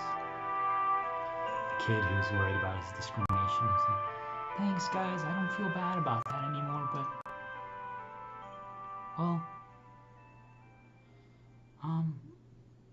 yeah, I think I'm going to return to my hometown. And I can see my sister there. I know she's a school teacher. And I'm gonna do that. And you guys know where to find me. If you guys ever decide to fight the Dark Angel, I don't know if I will join you, but you guys know where to find me. So you guys see, like, they leave it like a little open, like they still might want to. You guys see, they like want to do a grand storyline, but they don't have it within them anymore. The girl who got exiled, it's like, huh, so I guess that's that then, huh? It's the end of our merry band of characters.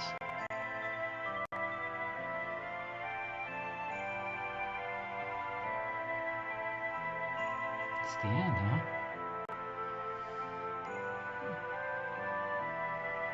I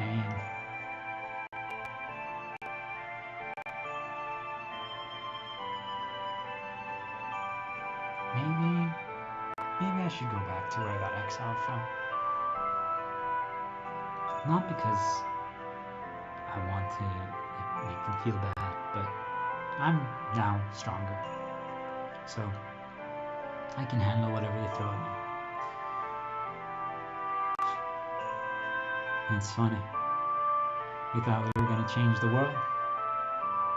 We thought we were going to unite the two worlds. We just defeated that Dark Angel. I thought we were going to finally do it. We got betrayed by what was guiding us, and we lost the girl without a voice. Literally, she died.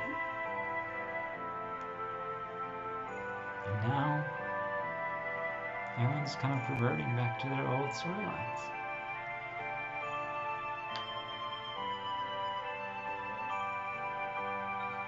Alright, guys. You know where to find me, too. I'll be in my exile village. So the characters go back. And you see, it doesn't mean that their stories didn't change. It doesn't mean that they're not healed. It doesn't mean they haven't made progress. But not always do we revert back to doing what we were doing. But what I'm trying to make all of you realize is that the consideration of doing something that's like walking forward into the grand storyline is going to have impact goes away. It vanishes. It vanishes. And it never returns. Because you know that you got betrayed. You know you got betrayed by a thing that gave you power, a thing that you trusted. I'm telling you guys, it's not personal. This story that I used to exemplify it was, but I'm saying, guys, that it's usually within ourselves. We trusted the timing of something, and we believed in ourselves, so we took a risk based on the things that were presented. If it was another person, I'm saying that's a fucking joke. It's easy. Just eliminate them from your life, erase them, distance, and it's over. Personal ones don't matter. I'm saying the one that is lethal, the one that actually stops most of us, is that we trusted ourself. And I'm saying we get baited to think that ourself is them, their voice, their time and their mental past. They share our vessel with us. That's true. But I'm saying they're not us. They're an extension. They're a part. They try to say that they're 100% of us, and they're not. And we end up believing their voice. So what ends up happening is that we trusted ourselves. And we trusted ourselves, and we did, and we climbed, and then we finally get somewhere, and we deviated from what they intended without us even realizing it. Do you guys understand? It's like they suggested something, but it was kind of like just like, oh, make sure you drink water right now. Like, yeah, I will. And you weren't really paying attention. And then all of a sudden you drink water. But 10 minutes later, not when they wanted. And then you get punished and you don't understand why. And it's because you didn't do what they wanted. But do you guys see? It has to be the way they intend. So it means you'll get guided positively and thrive and overcome. But it's only so that you never question them again. It's so that you trust them. It's so that you do exactly what they intend when they want. And if you ever deviate at all, even without realizing that you're deviating against them, is that they betray you. And they will lead you to ruin. And when that happens, guys, do you guys understand how impactful in a negative way that is? Because for the first time ever, we trusted ourselves. We believed in ourselves. We knew how to respond to things. We knew how to just handle anything. And we just got betrayed one after another by the thing that guided us. I'm telling all of you is that you guys are all trying to understand why you don't do anymore a grand storyline, something that could actually cause change. Are you not just satisfied either doing nothing, status quo, or you revert and you don't understand what that is? I'm saying you guys got betrayed by the thing, usually yourself that you trust, that was your guidance, was your everything, that healed you, was the path that led you to success, the proof that you overcame. I'm saying is that they built you up. You get personal right here, guys. Just remember that you can literally use the top of a jam jar or a salsa jar and press it a few times for an intro. So I'm telling all of you is that we get betrayed. And when that betrayal happens, we just now don't know what to do anymore. Because you guys see in the storyline, every character had stole their thing. She's not defeated or being exiled. There was a character who shackled himself because he had to destroy his wife because she got corrupted and got turned into a monster. He destroyed her. He's not destroyed over the fact that he had to do that. He understands it because the philosopher helped him see it and understand. The other kid character who's discriminated against, who has like pointy ears, who thinks he's not worthy because of that, now doesn't get destroyed by that anymore. And well, the girl who lost her voice and lost who she was, they got literally killed. Do you guys understand? So like all these characters are still alive, all of them except one, but they're all still doing. Do you guys understand? But they're just doing a personal story that has no ramifications, there's no far-reaching consequences or anything impactful, and nothing can cause change in the grand storyline anymore. And I ask all of you, if I'm something that wants to make sure that everything is going the way I intend, wouldn't I want to make sure that almost every single human being is operating that way? Because they're just operating in small little confines, small little stories that we plan for them. And then I can get them so confined that then whenever they're ready to do more again, or they think so, I can now present something that removes all the problems that they have and starts making them believe again and get them on a path. After an extended period of time of not having any faith or belief or hope, and then they all of a sudden win, they finally have belief and hope again, and then they're like, oh my god, I changed my story, yay! I don't realize that it was now, again, the spiritual trust guidance system that tricked them to making them think that it's themselves or something else, or it's really them. And now they believe again, and it's going to happen all over again. And they're going to keep winning until they don't do what they want. Then they betray them again, and then it happens all over again. You guys see, the reason that we all stop doing is everything entirely is because they destroyed our trust. That's the entire game, guys. They destroy our trust. And I'm telling all of you, the only way you guys will actually understand what I'm saying is if you can piece together that if you actually heal, if you're all fully healed, I'm telling all of you, then you can test what I'm saying. Because if you're being stopped by not being healed, then you guys should be so excited. I'm so happy for all of you if that's the level you're all at. Because it's the coolest thing ever. You can just heal. And I'm telling you guys, within one day of healing, you can do everything that stopped you. It doesn't matter what it is. You guys can do everything. It's just nothing stops you. You can overcome everything easily. Because you also understand if you can't do it yet today, you'll be able to tomorrow, within minutes, within seconds, you just have to understand the vision. And now you're not worried about getting it perfect the first time. You just know how to figure things out. You know how to piece things together. I'm telling you guys. And they can't destroy you anymore. You don't listen to the false voices. But that's the easy version of it. I'm saying, guys, most of you are at that level. If you defeat that, you realize if you still don't do it, it's because they destroyed your belief and trust system. I'm telling all of you. You now know what guided you. And you know that it intentionally helped you at first. But then it intentionally destroyed you. You get a personal reminder right here, guys. Have you guys ever poured water into a different container?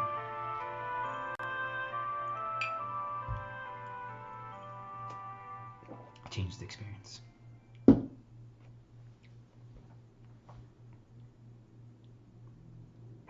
I'm telling all of you, the reason why 99.9% of you all can't do anymore is that they destroyed your trust. They guided you. They made you think that it was you. You trusted yourself. You guys understand? You trusted yourself, your guidance of how you make decisions. And a mistake happened. Something bad happened. And if they can if you guys don't actually read it correctly, it's something else. You guys don't think it's that there was a spiritual force that did it. I'm saying it's them. You guys blame yourself. That's actually what I'm probably now realizing is that the rest of you blame yourselves. I'm saying it's them. I now know it's them. I had trusted them, just so people are aware. I had trusted them. And they helped me overcome things. And I listened to their guidance. I'm telling you guys, they really did. But they also created easy situations for me to overcome. And I realized how capable I was, and they took away intentional negative voices. But I'm saying now I know that they were the ones who were planting negative voices around me as well. So do you guys get what I'm trying to say? Is that if I'm the one who's putting little fire traps around you, and then all of a sudden I start guiding you, you're listening to me, and then I remove the fire traps without you even realizing that I was the one who did that. Do you guys get it? That you might be like, I don't know why I'm doing so much better today.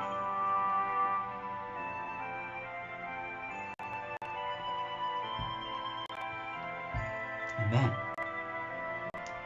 if you now believe in that thing, for most of you, I'm saying if you believe in yourself now, and then you keep going, and then a situation happens where you have to make a decision, and you haven't made any wrong decisions, you make 100 correct decisions, and then all of a sudden, you make the 101st one, and everything explodes, everything is ruined, everything goes bad, everything just, yep, and it's undeniable. So like, well, we trusted the philosopher character, and we literally stabbed that girl, we literally let him stab the girl with no voice, right? And we lost the dark angel. It's like, now you guys look at the first angel you guys defeated, the wings that were hanging on the wall, and you look at that, you're like, oh my gosh, I don't even want to look at that anymore.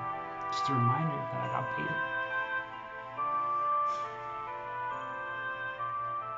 You guys see what I'm trying to get you all to realize is that they manipulate us to trust them. They manipulate us to trust them. They manipulate us to trust them. And they try to attach themselves to our own voice to make us think that it's us, so that we lose all faith in ourselves. I'm saying, guys, if that's where you're at, that's them. They did it to all of you. So you don't trust yourself anymore, so you don't trust your own decision making anymore. So you're like, yeah, I don't know, I made a mistake, I can't. And that's why you guys second guess yourselves now. I'm saying that's how they do it to all of you. That's why even if you guys are healed, you still want to, so you don't trust yourself anymore. But I'm saying that's them. You trusted their guidance. That's what ended up happening, guys, is that we listen to their voice, we let them always season us and create mental paths for us when we do low focus activities, or we consume books, movies, video games, stories. And when we're doing that, they start suggesting things to us, and then we're like, all right, you know what, I'm going to do this. And then we do it. But I'm saying that was them. And it succeeds, over and over again. So then we get to the point, guys, where we just never question anymore. Ever. We will never question again. And once we reach that point, now we are vulnerable to the betrayal of trust. Because I'm saying, guys, they allow us to continue that way unless and until we ever deviate from what they want. But you guys get it, that it's also a curse, because now you're more confident, now you are more capable, now you won't believe, so you're also willing to take more risks, you're willing to just do it, and willing to try. So you guys understand that the probability of you doing the wrong thing now increases, because wrong thing for what they want, because now you're just doing. They don't want that. They want you to always be pausing, giving them time to season you, like, all right, well, should you drink a left mug? Should you drink the right mug? You see, they always want you to be slow so that they can present more things to you, so that you can do things the way they intend. Right now, something like, hey, I'm going to stream, I'm going to talk about this topic. They're like, oh, we didn't prepare for that. Quick, start sending things while try to delay them for as much time as possible so we can send things. That's what they try to do, guys, just so you understand.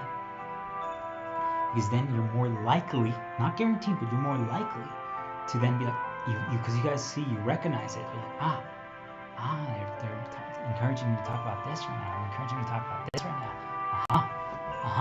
Yeah, this is good. I reached success because I listened to that voice inside of me.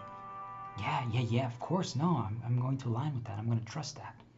You guys see, if I can create the baseline of what you should trust, of the guidance that you should listen to, and prove it to you, because you can now have overt results that you can reference, well, then why would you guys ever not? And I'm saying that's correct. Why wouldn't you? But if they're the ones who are they just remove the negatives to make you believe. I'm saying, guys, that was a lie, though. And they did that to trick you. They did that to make you think that we're on your side, that they actually care about you. And they don't. They were just trying to get you to the point where you listen to them. You listen to that internal voice that's guiding you. So then, when they say, the internal voice is like, hey, I think it's time for us to make some money again.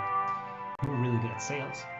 let's start monetizing this, or let's just apply for a job right now, and let's sell some extra things that we don't need, and let's just make some money again, and let's do this, and hey, I'm gonna send you an email right now that tells you to do this, and you should do that too. I don't know about that. Like,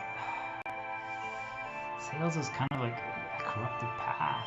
Yeah, I know I was really good at it, but that's enough personal. But I will show is like that happens, guys. But you see, like even if we second guess it, like we're like, yeah, I don't know. There has to be another way. Do you think? But then it's like the voice is like, think about how far you've come. Think about how much you've healed. Think about where you were 2 months ago, 3 months ago, 5 months ago, and look where you are now. Come on, you know I'm right. And I'm like, yeah. I mean, we've come so far. See? Like, so you think I should do this? And all of a sudden, like, it's like your voice is like, yeah, feels right. I'll know what to do in the time comes. Yeah, you know what? Let's do it. You see, they build up the trust in them over an extended period of time. They actually help you overcome some bad things that really did stop you. But I'm saying they created those bad in the first place, but that's irrelevant. We talk about those other things. They help you overcome the bad guys, and then they remove other bad, and then you actually start achieving results, and you can see a difference. So then what I'm saying, guys, is that you'll never question again. It's just that simple. And then once that happens, though, they can now bait you to do their storyline, whatever it is. It doesn't matter what it is. But I'm saying, guys, is that at that point, you have to do what they say or what they want. Because if you don't, then you're going to get destroyed and betrayed. I promise all of you. You see, they only helped you. They only were helping you because they intended for you to do what they wanted. So then they now suggest, like, all right, now we need you to cause a spiritual war with the two worlds, Tetaela and Silverrod. No, I don't believe it. All of a sudden, you pull out the katana and I have it in the back of Pirate. That's the girl with no voice. I wasn't asking. Create the war with the two worlds. You guys see, well then the illusion would fall apart if that happened, right? All of you would be like, wait a minute, I don't trust you anymore. But that doesn't actually happen, guys. That doesn't actually happen. You guys see that what ends up happening is that we could just keep getting it pushed into our heads, like we should do these storylines, we should do these storylines, we should do these storylines. And like you see, guys, we're gonna be like, I don't know about that. I'm not sure, but I mean, if they can get it to like our desire, or it's now the next thing we want, or this next thing that got taken from us that we want to get back, or whatever. You guys get it? Most of us are like, well, all right, I'm gonna do it. And then you see, the whole reason they build trust is so that we do what they want. Because think of it like, guys, like the spiritual guidance that is inside of us, or that's sharing our best with us. They suggest things to us. They say, hey, right now you should do this. Right now you should do this. And not all of it is bad, but what I'm telling you guys is they just want you to do what they intend. And how can I get you to do what I want more consistently? Well, if I keep doing things that make you happy, that remove bad from you, or that I helped you overcome bad that was plaguing you for an extended period of time, I essentially become your Jesus. I'm telling you guys, if I healed anyone that does listen to this, they might now trust me. And I could get them to do things now. I wouldn't. I would still want them to make it be their choice, but I could. You guys get it? I could. And that's just how life operates. And I'm saying that the spiritual entities that share our vessel with us do so intentionally. Is that when they want to start having more control again, after things didn't go the way they intended, is that to rebuild that, they intentionally fabricate scenarios where they help us overcome things, they help us heal, they help us understand, they help remove bad, they prove that we can overcome the first angel, and then we're supposed to do their storyline that they intended. If we don't, they betray us and they destroy everything. It's just that simple, guys. You're like, that doesn't make sense. I'm like, well, think about it, guys. You either do a path of darkness, a path of exploitation, a path of corruption. You're serving the evil. Or if you don't, they're like, we helped you so much and you refuse us. All right. You're discarded. You guys understand? They don't care anymore because then they are like, fine, whatever. Then they're a worthless cattle. Zanza, whatever like that. So then they just put them in a box. They enslave them. And now you guys see they're not going to try to change the world anymore. You know, so in one way, think of it like they got pacified. They get silenced. They're never going to speak up again. They're never going to fight for more again. They're never going to try to make things better anymore. Now they're stuck there because they got betrayed. Because they didn't do the exploitation path that was intended for them. So see, they get built up. You win, and now the voice tells you, all right, now kill the girl with no voice. And you're like, no, she's my ally. We weren't asking. And you're like, no. And when that happens, it's over. You guys see, because the only reason why they were helping you, the only reason why you were getting any benefits, things were happening, and why all of a sudden you're like, I don't understand why things, it's because usually in the first place they messed up somewhere. So they're like, shit, the storyline got messed up. So to try to correct it, they need to now make sure you're not depressed, you're not destroyed, you're not sad. So they start intervening. You guys understand? They start guiding you. They help you. And usually what ends up happening is that then you can see the difference. You're like, wow, 2 months ago I was down and now I'm like this. Look at that. And when that happens, now you trust. And when you trust, you do what they want. I'm saying, guys, that's the problem. Because then if they betray you, if you don't do what they intend, it's over. It's just over. I'm telling you guys, I don't have an answer. I just don't have an answer. Today, I wasn't talking from an angle of trying to decipher this. I'm just talking. I'm going to take a break here, just go to the bathroom and then come back. And I'm going to just talk like this now that I got, because I had to defeat. They didn't intend for me to talk about this, so there was a lot of manipulation happening that first segment. I had to defeat it, but I did. I succeeded. I'm proud of myself. So now I can just talk, and I want to just talk about what this actually means. I mean, what does it actually mean to operate without anything anymore? Because I'm telling you guys, I just never do. I don't see a possibility to ever do a storyline that can have world impact or change any chess pieces anymore, because I have no trust anymore in the spiritual. It's the entire game, guys. Like, if I don't trust, because think about it like this, guys. We get guided into our head what to do, what to say, what to experience. And now everything that appears there, I don't trust it.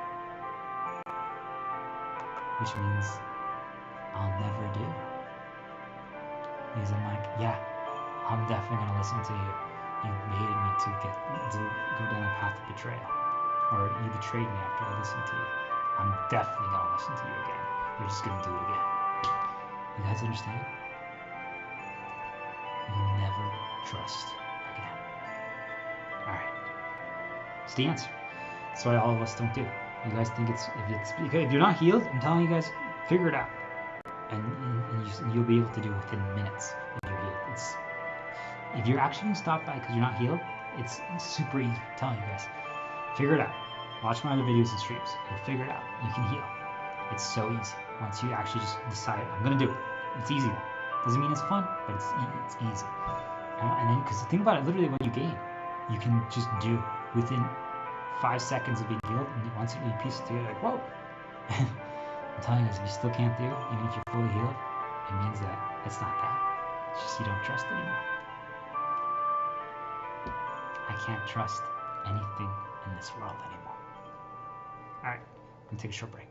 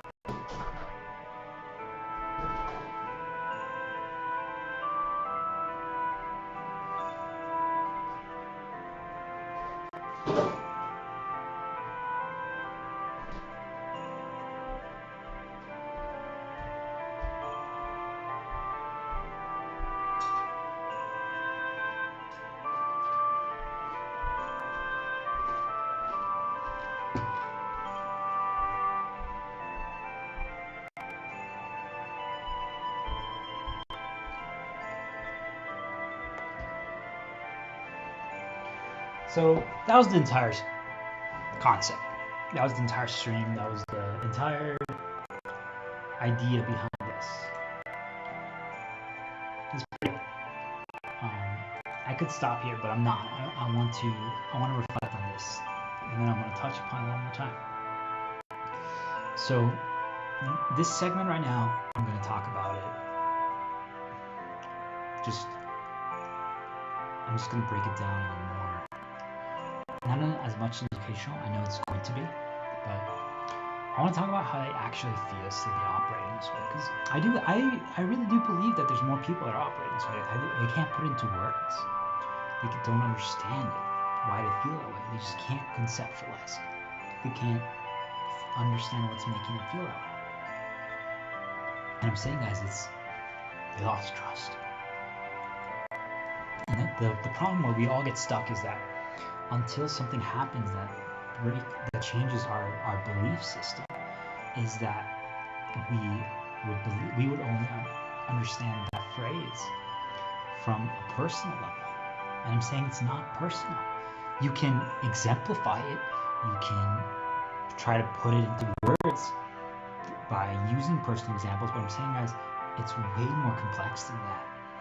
The human level is just elementary school. Like, think of it, guys, as if you're still worried about human trust, you're operating in elementary school. We all went through elementary school, right?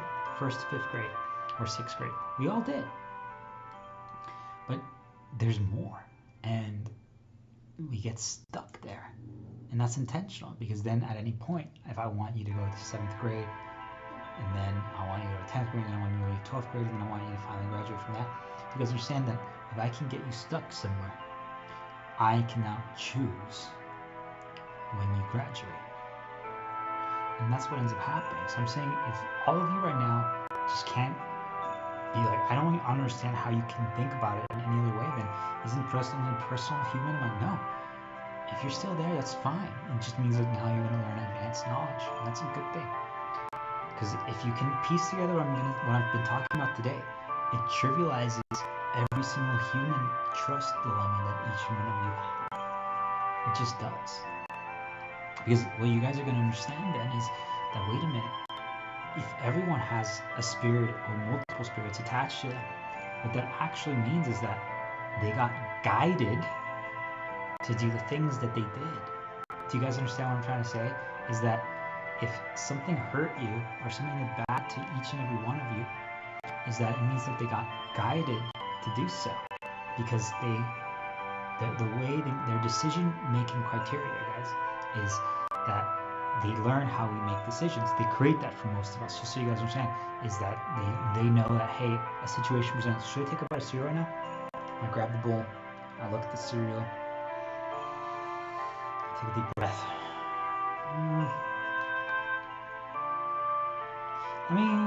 Let me browse. Let me listen to a song and think about it.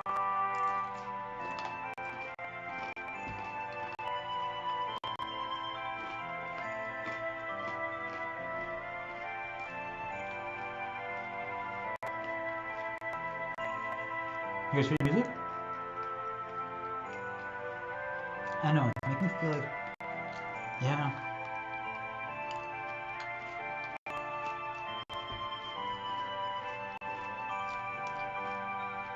Oh, I took bites of cereal.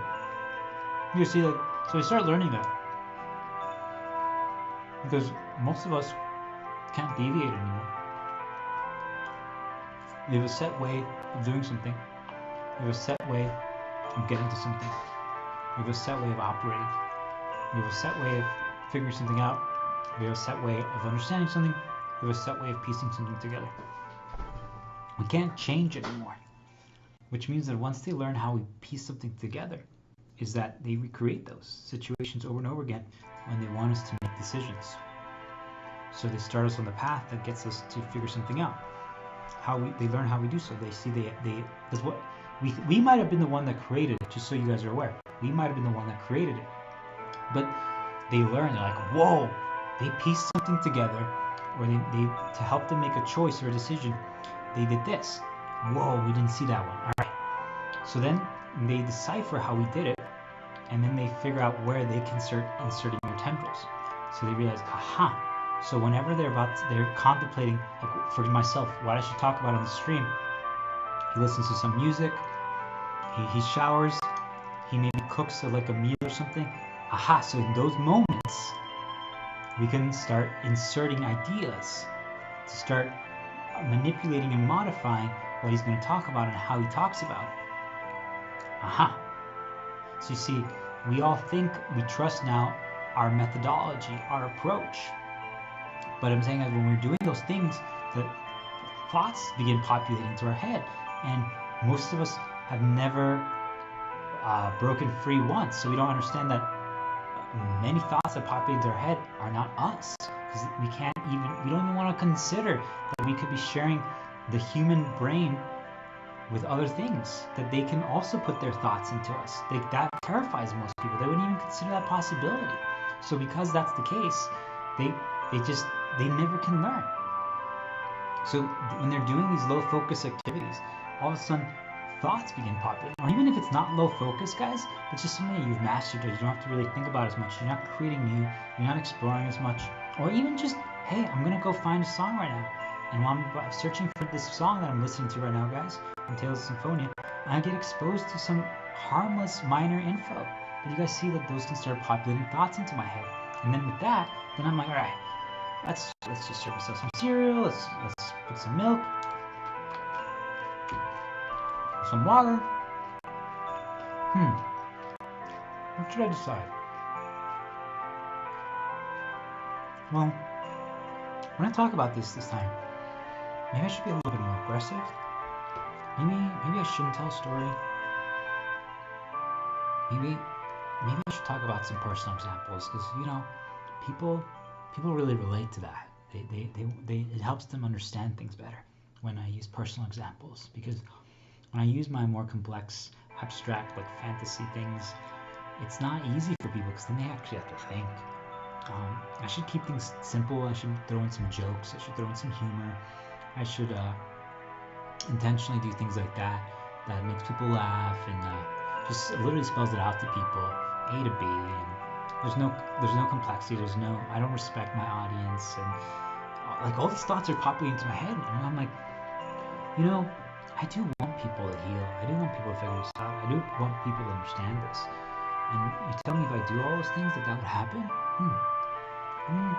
Yeah, there's no progress has been made. Alright, yeah, let's try it this time. So then today I try it. And let's just say, guys, my stuff, I'm just throwing arbitrary numbers for all of you. Let's say my stuff gets like 50 likes and comments. And I try that today.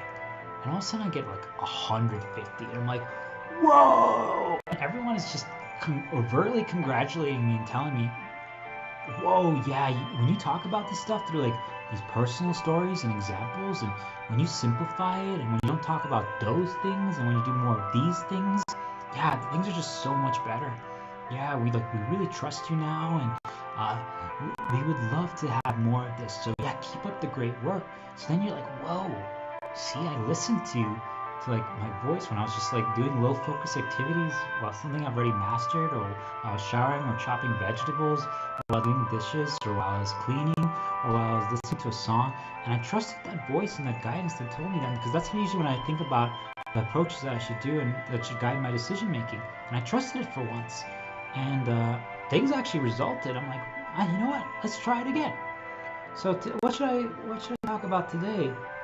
Let's see. I'm going to stream again today, or I should write a post. What should I do? You know what? Let me make some breakfast first. Oh, that's a really good idea. I should listen to that one song from Tales of Symphonia.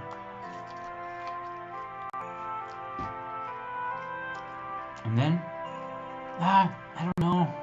I'm not sure. Which one? There's so many. You know what? I'm just gonna play a game right now. Alright. Let's play a game. Also, when I'm playing a game, there's a segment where some characters start a campfire. Yuito, start a Nexus. And they're like, hey, yeah, I don't know, character, I don't know why you think you're not strong. I don't know why you think you're not good. Why do you think titles are what matter? Why do you think certificates are what give you power? Do you understand how capable you are? And all of a sudden, while I'm listening to that, I'm like, yeah. So, I should talk about a campfire? And I should talk about that we're more than just our titles. That doesn't define us. That's not our strength. Yeah, let's do this. Alright. So I don't even know how I got to it. But all of a sudden, I created something where, I guess this really what I'm talking about is how they guide our creations, but all of a sudden I created something, guys, where I'm literally talking about, hey, today's post on LinkedIn or video on YouTube is, guys, we shouldn't believe that our worth and our capability has anything to do with our titles or our professional reputation. And is that bad? No, I think that is actually a really good lesson. I think it's actually extremely valuable. I think that more people should learn that. It's intentionally kept away from people. So I think it's a great, valuable lesson. You guys see, but look at that, what I'm saying. I'm like, I agree with it. It's positive.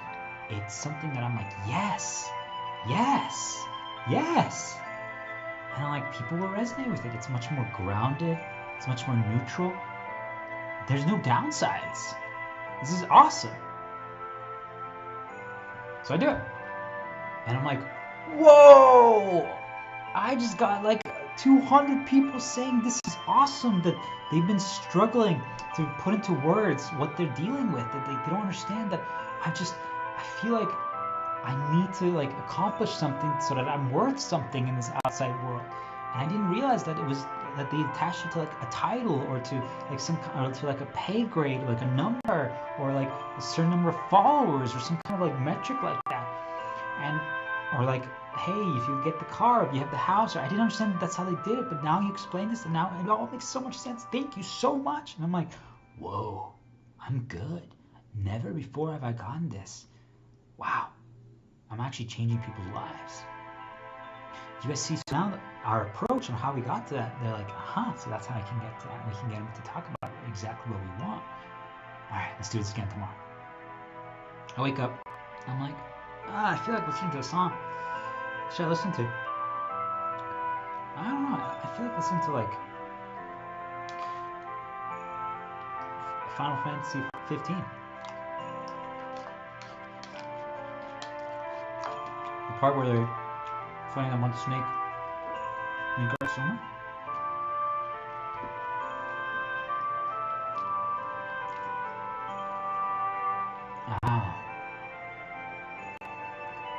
That leads me to,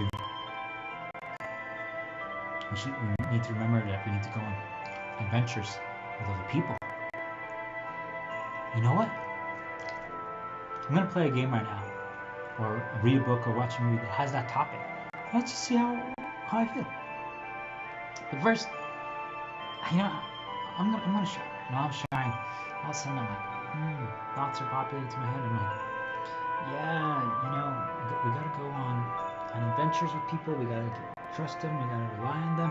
We can't do things alone. Whatever we fall, we need to rely on other people. Like that game. Start Nexus. Like, yeah, we can't reach the top of the mountain. We can't reach the top of the Tower of the Heavens by ourselves. We need other people. Alright, we should talk about that. Yeah, I'll listen to that song, and I'll talk about that we need to trust other people. We need to work with them, and then we can achieve greatness together. Alright. And the reason that most of us get stuck is because they made us believe that if we help other people, if we share our best knowledge, we give our best knowledge for free, that we're going to be losing out. Because they created a world that makes us think that everything is a competition, that everything is about taking from other people. So if we're all competing against each other, even if we're not directly competing, we are though, because life is a hierarchy, a ranking system. So if I give my best knowledge away for free, even if it's not helping who I'm competing with directly, you're still a competitor to me. So if I help heal you or help you understand something, help something figure out, you could take from me. You could actually hurt my opportunities. So I'm not going to do that. But wait, what if we learn now because of this? I'm like, guys, no, we should just help everyone. Not because we're going to get anything in return, but what kind of world could we create together if we did this? What could we achieve? Yeah, this is a really good lesson, because I believe that it would solve almost all the world problems if people just understood that we're not actually competing with anyone, because at the end of the day, hey, for myself, like, I just want a girl and a kid and a pet and an organization. Like, I don't even care to monetize it. So like, everyone can take this knowledge and spread it. If we're all healed, it's better, because it means no problems are going to be happening, because after all, the spirits keep pushing paths and repeated thoughts into our heads to make us do specific things. So that's why bad happens, because people don't know that that's not them, and the thoughts pop into their head and they're like, well, it would justify the bad that I've experienced and it would make things right, so I'm going to do it both. And all of a sudden they do it, or I think they could see ideas get put into their head that make them think that it could be the solution. Like, they present, like, remember, it could be this, that could happen, or they get told a story where one time, if this happens, this could happen. So they're like, wait, that could happen, so I'm going to do it. Wait, what was I going to talk about? Oh yeah, that we're working all together, that if we just share our best knowledge, guys, then we're going to overcome everything, and we're not competing against each other. Just work together, guys. Share your best knowledge. Help people. Power of friendship. We got this. We can heal. We can. If we think about what we can achieve together, we can unite both worlds, the spiritual and the physical. Mana and energy won't even matter anymore. There doesn't have to be any more war. There can only be peace. There's no conflict, because no one's striving for anything out of a need. We just are all operating in unison together. Unison attack. Damn, that was good. So you see, we don't even question, because they started learning how I do it. They're like, well, if I listen to some music and I play some game and I like do some little focus activity and get some ideas pop in my head, and like maybe I write a little bit, like figure out a lesson, and I'm like, oh, so I'm gonna talk about that now. Are any of those topics that I just talked about bad? No, those are I think those are great topics, guys. I think people should learn what I just said. I think people should operate that way. I think that those are all valuable. But what I'm saying, guys, is that then I get rewarded. So you see, now I don't question anymore. Now I am like, my methods work, my approaches work. I don't even question how I get to creating things that I do. I don't question why I feel like talking about what I feel like talking about. I'm like, wait, am I responding to something? But what if actually today, like, it wasn't because of that, but let's say all of a sudden I see a situation where people don't help each other and bad happen, and I'm like, guys, do you all understand that bad doesn't need to exist? This one is personal for me. Every loss, every moment of torture, every misunderstanding, every suffering that any of us experience never needed to happen. It happened because we didn't work together. It happened because we weren't willing to understand our fellow man or girl. We didn't realize that we were just being used by something else in this world. If we all just stood together hand in hand and operated as one, well, then we're unstoppable. You see, I mean, think about it, guys. If we're all linked and connected together, if right now I'm suffering, oh my gosh, I'm just getting like bad reminders, and a fire arrow, or I shot an arrow at the sun and a fire arrow dropped down and hit me and I'm on fire now. And then some oil spread the fire. I'm like, oh my gosh, what are we gonna do? And then a quick teleportation. Wait, what was that? Oh yeah, we were all. I'm suffering. Like, I was on fire. I was dealing with all this pain, these bad. And you see, if it was just myself, guys, it'd be different. If I'm the only one suffering, it'd be different. Now, some people might want to help me. Some people might want to care to help me. But you guys get it that it's just, well, even if you don't help Shepard start doesn't matter. This philosopher character. We'll be alright. Doesn't mean that things are going to be amazing, because that's what we know of the character, but things will be fine. But what if we were actually connected? What if we were linked, guys? So what does that mean? That is that if I get lit on fire, if I suffer, if I'm poisoned, if I'm hurt, well, then you also suffer. Then you also hurt. Then you also are not doing well. If I'm thriving, if I'm laughing, if I'm exploring, if I'm learning new things, if my methods are succeeding, if I'm smiling, if I'm happy, well, then you also are smiling, happy, thriving, exploring. You guys see, then all of a sudden you're like, oh, yeah, that changes things dramatically, doesn't it? So you mean we're connected?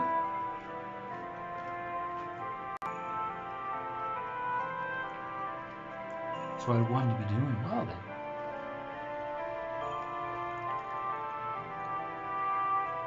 You guys see, all of a sudden, if one person, let's say, outside, if one homeless person was suffering around, was starving and about to die, that means all of us would be starving and about to die.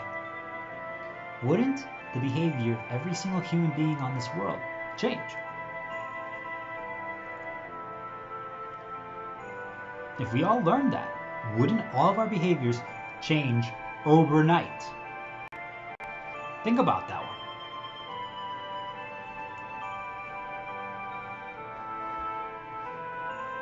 So you see, I'm saying, guys, it's the answer. We should all be operating that way, as if we're all connected. If I do good to you, and you get helped, well, then I'm going to get good as well. Not because of anything directly, but that's just how it is, because we're connected. So you see, if we can all operate that way and think that way, well, everything would change, guys. So I got guided to talk about that. And I'm like, it's the answer. It really is, by the way, guys. It's a simple method change of how we operate. And I'm telling you, if everyone just gave that a chance, that approach, regardless if it's true or not, you guys understand. I'm telling all of you is that you feel better when you help people. You really do. The only problem is that usually you get tortured after by the evil in this world that doesn't want that. But I'm saying, guys, is that if you actually feel better and you see someone else thriving and you're not getting anything else in return, you just feel great. Now, if we all did that, do you guys understand there's nothing we could do? It is the answer. But you see, I got guided to that. What if now I shared that knowledge and people are like, oh my gosh, you just like, I healed my family. My entire family has never understood that concept, and I explained it to them, and I took this approach, and like everything changed. You have no idea. It's been like 100 years that my family's been cursed, and you saved them. You changed everything. I'm like, don't thank me. Spread it. So now I'm like, damn. This one might not have gotten that many views or likes or comments, but I actually got someone that directly told me that I saved their entire family. I changed their life. Holy shit. Maybe I should listen to this guidance. Maybe I should listen to this guidance. That's 3 days now in a row where things are good. What you guys are going to realize as well is that also, things are a lot more quiet. Things are quiet. There's a lot less interruptions. There's a lot less maliciousness. Because I'm saying, what you're going to realize is that there's intentional malice that presents if you stop doing what they want. It's intentional malice. Like, you're just like, let's say I'm about to take a bite of cereal, and all of a sudden, like, something like knocks my cereal bowl out of my hand. I'm like, what the fuck? I'm like, why? There's a lot less malice. I'm saying, guys, it's real. So, what ends up happening is we get to that point.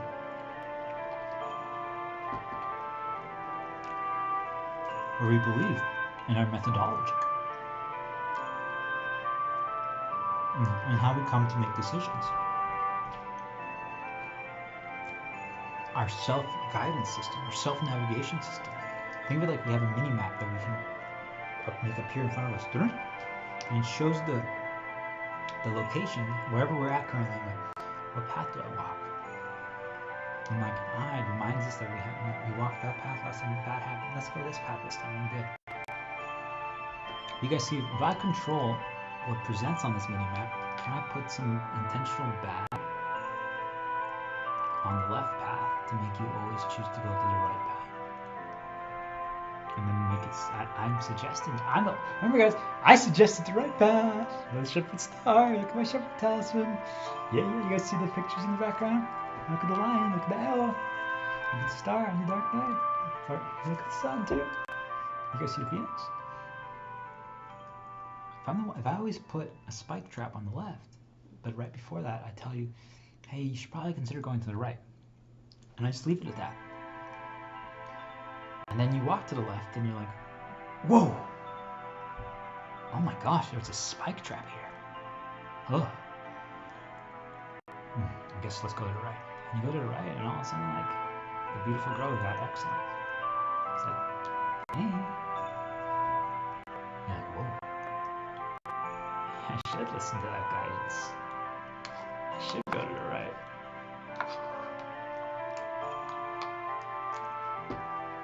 So you see guys, they start figuring out how we make our decisions. And I'm saying is that they try to suggest how a method for us, because if they can do so, and they can create a repeatable approach that we'll never deviate from, because they've made it so that always brings us success, is that they recreate those situations for us. Because that's what you guys are really going to notice, is that you catch it, that all of a sudden it's like I say, guys, hey, you guys should open up the mini map, play some music you enjoy, eat some cereal, and then play a video game or read a story or watch a movie that kind of talks about the music that you felt like listening to. And it's like, I tell you that overtly, guys. I just say that to you, and you're like, I mean, yeah, that's how I do things, but why do you want me to do that right now? Just because you enjoy that, right? I'm like, oh, okay, yeah. But you guys see is that it's because now, when they catch that that's how you can come up with things to create, they start weaponizing it, they infiltrate it, so they can now guide you that way. So all of a sudden you're like, well, I feel like listening to this, I feel like listening to this, I feel like listening to this, I feel like talking about this, I feel like exploring this. And you guys are going to see is that when you do that, they can present the things that they want. So they learn some of your methods, and they reward those methods. First they don't. First they attack them, but then they're like, wait a minute, there's actually an opportunity here. We can get him to trust our guidance like this. So they reward you, they allow those methods at first, and it's so that they can then lead you from those things to the specific things that they want you to do or talk about. Because if they can keep repeating them, if they can keep making you believe that it's the way or it's good, you eventually will never question it again, guys. Do you understand? I'm not saying that it isn't good, but what I'm saying is that even if it is always good, so for myself, like my method of creating and method of coming up with topics to discuss and stuff like that is incredible. But what I'm saying, guys, is that they catch on and they weaponize it so that they lead us to what they want us to talk about versus what we would actually have gotten to by ourselves. What I'm saying, guys, is that for the past, I would say 4 or 5 streams that I've done, almost every single one, and not every single one, I got to not listening to what they were trying to push. They were trying to get me to talk about other things, and I fought back. That they were trying to make me do my usual methods. But how you can test it is that you can, if you have like 3-4 methods of how you can get to an answer, how you create what you do, each day do a different one, then they can't do anything. Do you guys understand? They're like, wait, he didn't do that this day. What? Ah! You guys understand? Then it exposes it, because all of a sudden you're gonna see that you guys are gonna get pushed mentally, overtly mental insertion, suggestions, or anything you're playing, anything you're creating, anything you're consuming, anything you're doing that is recommending that you should do A, that you should do B, that you should C, and you should do. And none of them are bad suggestions necessarily. But what I'm saying, guys, is that they're theirs.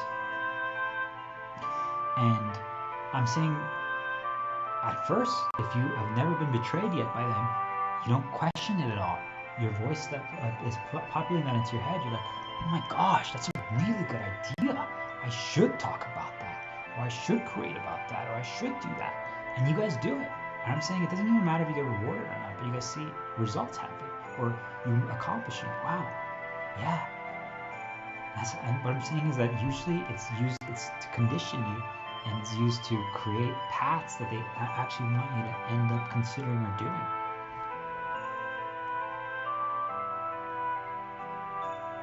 I'm telling you guys, is I could ask every single creator today that is creating anything on any site how they got to this, and most of them won't ever be truthful. What I'm saying is it happened like that through mental suggestions, or they're responding to like certain bads that are happening. But they're responding, and then they have a set method that they get guided to, and then they during those moments the thoughts are populating, basically what they should talk about, what they should create content about, what they should do, and they do it.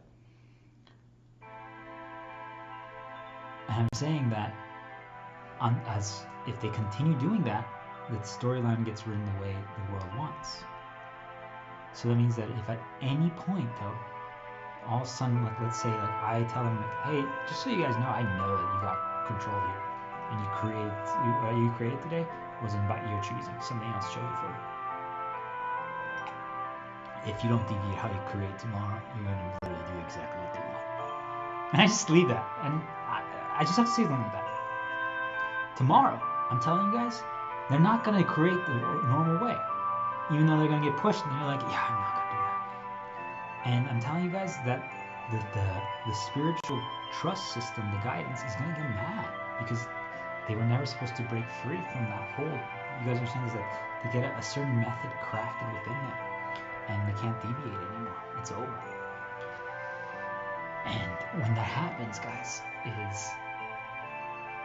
just see that, like, wait a minute, they made me trust a certain method, a certain approach, a certain thing, because I didn't see how it could possibly ever be bad. I'm saying that just for myself, like, I create my own experiences, and there's certain things that I do, but sometimes I can see when they just keep suggesting more things to me, more and more and more and more, to try to deviate me. I'm telling you guys, it doesn't end. Because all of a sudden it's like, I'm like, hey guys, I'm listening to Tales of Symphonia. Then right after that, you're gonna be like, what was the other game from Tales that you used to listen to? I'm like, oh yeah. Then all of a sudden, when you do that, you're like, oh, and then this other one too from another Tales game. Tales of the Abyss, and Tales of the Graces, and Tales of Zillia 2, Tales of the Arise. I'm like, oh yeah. And you just keep going down a path, and a little bit is fine, but what you guys are going to realize is that before you know that, you're like, wait a minute, they're building something here.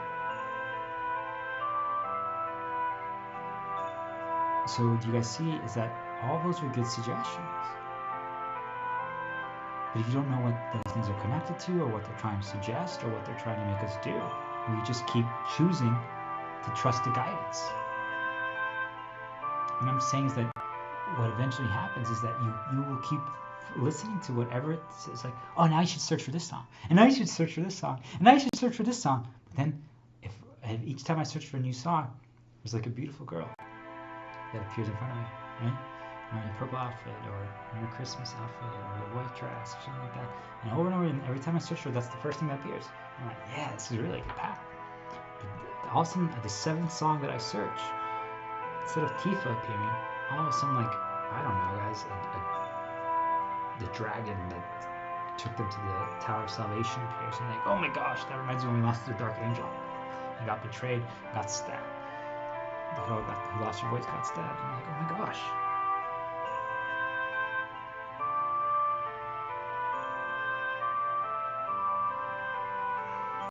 we just get betrayed? Did we just go 7 songs and get betrayed? I'm like, oh man.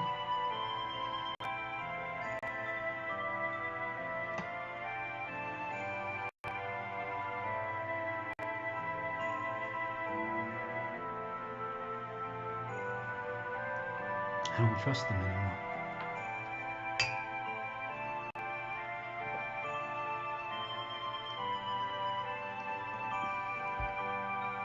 I don't trust them.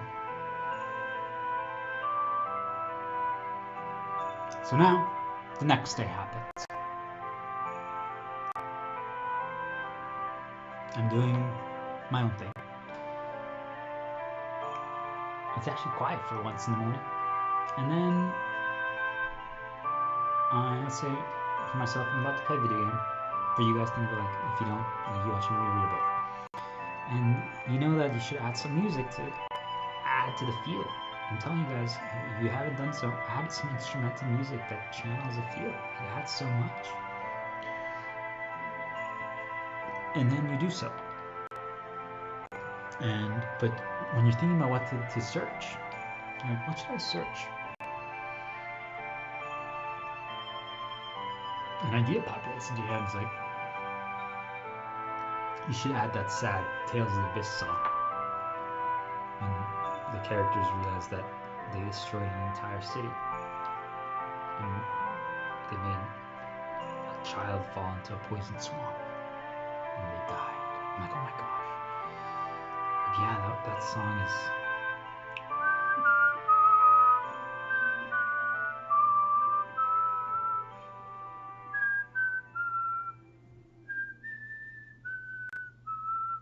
Yeah, that's a really good song.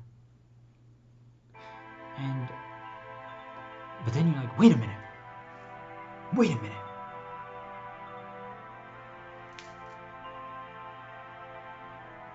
That was them. That was them. That was them. I know it now. That was them.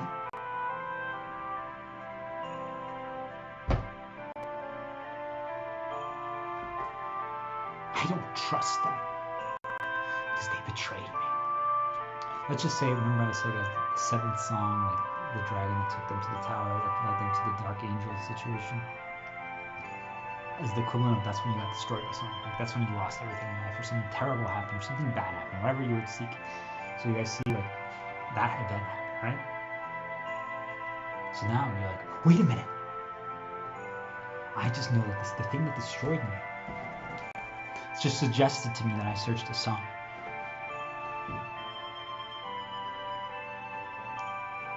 Why would I search that song now? Why would you guys? Try not thinking about it personally. Just think about it logically.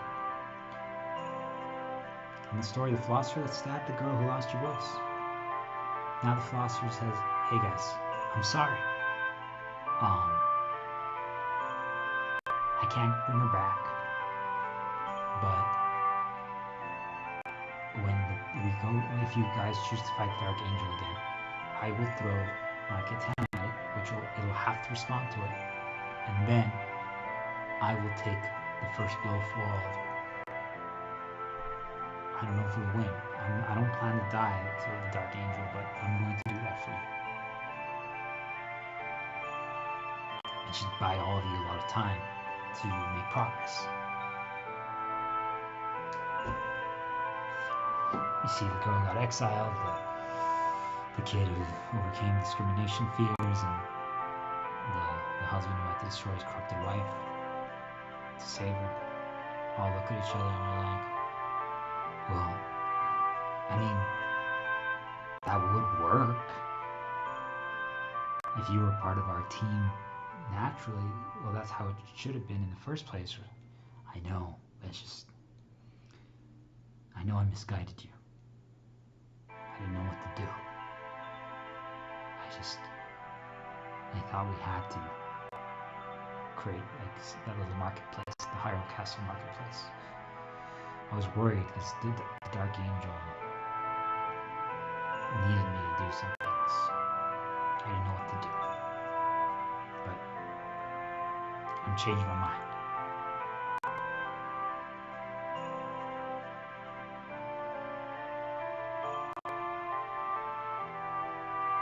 What did you guys do?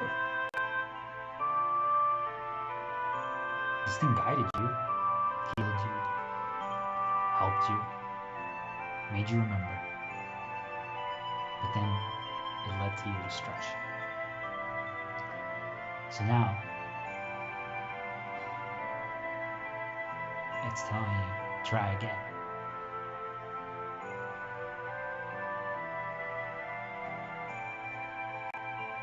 Would you try again? The way it tells you to? Should the characters listen to the philosopher?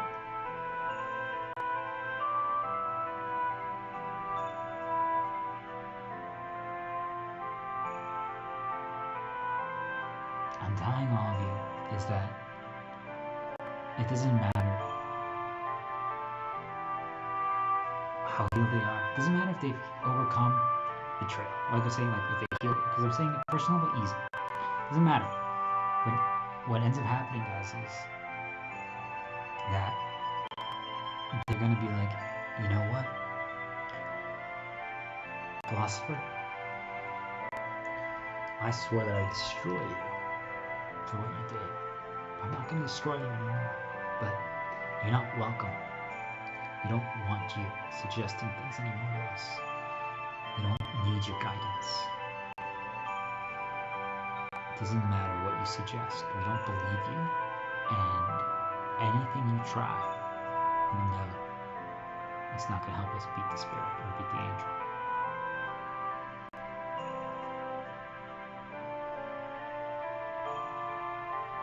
If we're going to overcome it or we're going to achieve, it'll be on our terms, not yours. And the kid who got discriminated against and the girl who got exiled, like, whoa, yeah, you tell him. Character who defeated his wife that got corrupted. You tell him. So the philosopher character who guided them, who betrayed them, just walks away. Now, that's the ideal situation. Normally they're going to keep interfering, but let's just say they walk away. You see, now the three characters look at each other like, alright, well, so now what? Are we actually going to fight the Dark Angel? It sounds like you wanted to fight the Dark Angel again. And the character who defeated his corrupted wife is like, yeah, no, I'm not going to. Really? The kid who defeated discrimination is like, really? It seemed like you were going to. That's how you were talking to the philosopher. No, I just said that because I needed to make sure I defeated the philosopher. See, like, it's easy for us to defeat the thing that betrayed us, but we still won't do.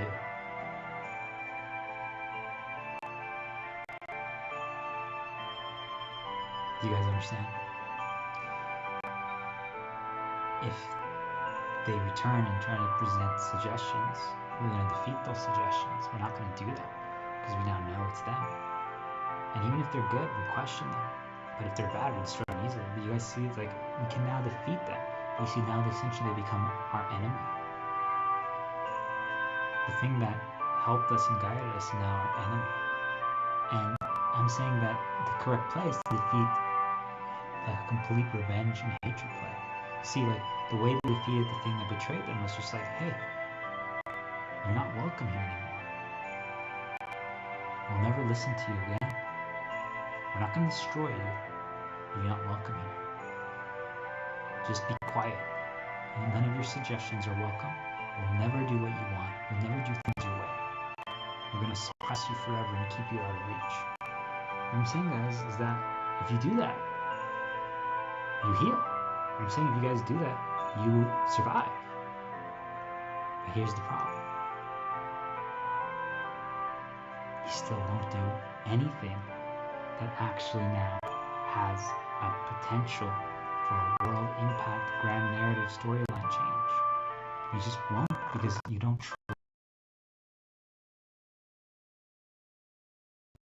that the moment you start walking again, even for a second, if you start believing again, even though if you start believing and you always now question, you're like, is the philosopher, like, because the philosopher, let's say, is like always walking around visiting all three characters, the exiled village, the hot girl, the kid who got discriminated against, and the mom, or the husband who defeated the cartel.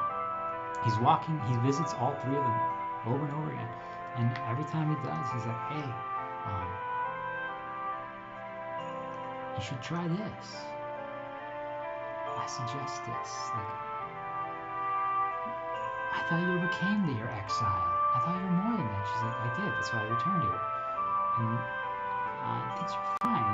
It could be better. We're not fighting anymore. I've come to peace with all of them. But yeah, he's like, I thought you wanted to like defeat the Dark Angel and explore the world and create your own city, a city where none will ever get exiled for choosing to fight their own battle. She's like, oh yeah, I did say that. Yeah, about that. Well, you know, there's no need, because, well, I'm fine here. I've made peace with my people at the exiled village. He looks at her, the philosopher, and he's like, did you? He's like, wait, you're suggesting to me that I should do something. You're suggesting that I go make a new village. Are you trying to create conflict again here in my village? Are you trying to cause me to be exiled again? Are you trying to cause a divide between my people and I? You are the problem, aren't you? And he's like, the philosopher's like, I'm just, this is how you heal in the first place. This is how you overcame these things. Like, that's what you wanted. Right? So it's like what you wanted. So you know the thing that betrayed you, suggesting that again. And even if it's a good path, or even if it seems possible, because I'm saying, like, let me guess, you just want me to leave this village again? You just want me to leave the village again? So that then when I start and I'm starting to make my own village, I know that then you're going to come with your katana and you're going to stab me in the back. So then the village that now new village that relies on me, is going to fall apart because you stabbed me. And he's like, ideally, guys, the all of a sudden the philosopher would vanish, and it turns out that it's like a dark spirit that's like, oh, how did you figure me out? Like, I'm thinking illusion of God. It's like, how did you know that I was pretending? Oh. Like, that's what we want to happen. But I'm saying, it doesn't happen. You just don't know anymore. Do you guys get it? So the philosopher leaves. But now the girl in the exile village is like, I do want to build a village. For like myself, I do want another girl. I do want another kid. I do want another pet. I do want an organization. I do just want to explore the world. But I can't. So now the philosopher village visits the kid that overcame discrimination. And he's back in his hometown with his sister, and she's teaching him. He's just there at school, and he's like her assistant teacher. And there's just humans there, and he literally just arrives at the classroom, and he peeks through the door, and he's like, he doesn't say anything yet, they don't know he's there, and he literally sees like this little human kid be like, the assistant teacher is a half-elf, he's so small and stupid. And then you can tell that the kid doesn't get destroyed anymore, but he looks down, because he was about to say something, but his older sister puts a hand on his shoulder and shakes her hand, and she's like, hey now, little human kid, say now, is it? All of us in this world have a place, and we shouldn't be talking like that to other people. Because of that, you're going to have some extra homework. You have to learn about how the world is created, how the elements from the spiritual world and the regular world connect. And I expect a report on it tomorrow. Yes, teacher. So then the bell rings, all the kids run past, and the philosopher is there. And he sees the kid who got discriminated against, who literally just experienced an event like that. And he's like, so, why did you let that happen? And now the kid who got discriminated against said, what are you doing here? And I'm like, well, I just wanted to see how things are going. And it seems like nothing has really changed, huh? I'm like, well, no, I knew that people wouldn't just figure it out right away. It takes an extended period of time to overcome racism and discrimination and oppression.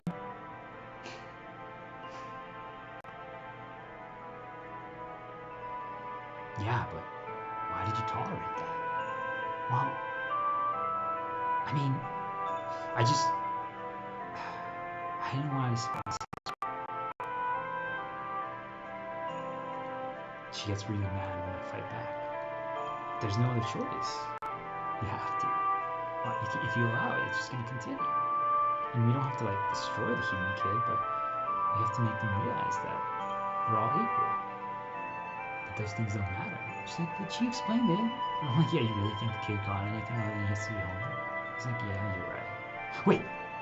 So he's like, so next time when that happens, you should talk to the kid and be like, hey, you know what? Let's talk this through right now. Don't yell at him. Just talk it through. And be like, well, I think because you're different, human, because you have, let's say, I'm just going to say, you have 2 eyes and a nose, and I don't, that you're less than I am. So you see, like, what happened if you point out the things that they're different at?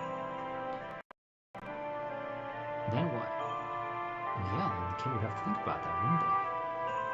No, because then what would the kid say? Like, well, those things make me better. I'm like, well, why does those things make me better, but my ears don't? You see, like, if you can make them to think about those things, couldn't they now consider different angles and possibilities? So why don't you try that next time? Because the kid who overcame the discrimination that was holding him back before, and now I see that. The kid that I saw in front of me right now, that's not that same kid. You've reverted. Now, you don't get destroyed by it anymore, but you told me you wanted to create a world that had no discrimination, and you just allowed something to exist.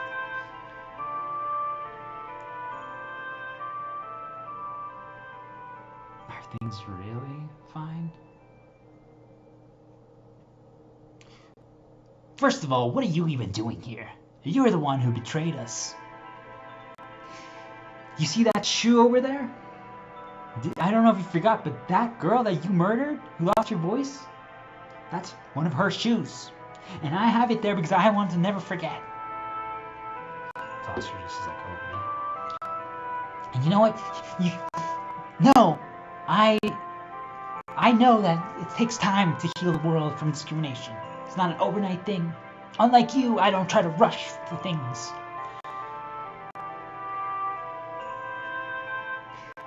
I'm actually teaching now. Before I was just a student, now I'm actually teaching. I'm helping my sister teach.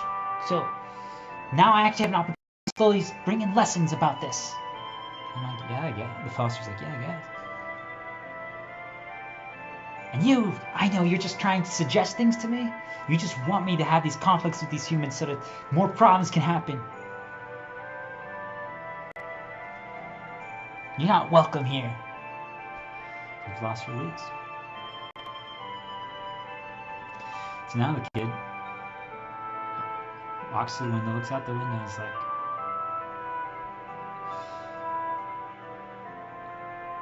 I did tolerate discrimination again. He's right though, I'm stronger. Foster's right. Didn't destroy me anymore. But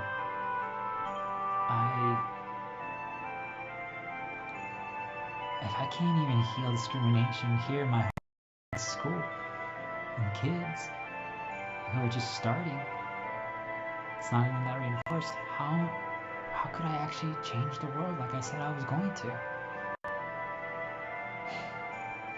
I sister does stop me, doesn't she? She doesn't want me to cause conflict. She doesn't want me to rock the boat. Not out of malice, but she protects her kids. She thinks that they're not ready to learn these lessons. She's told me as much.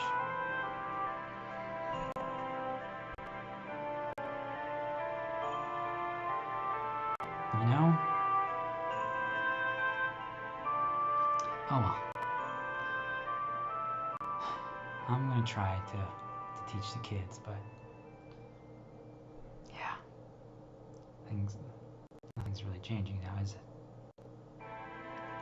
So then, the final stop of the philosophers, he visits the husband who had to destroy his corrupted wife, and let's just say he was an executive at a resort.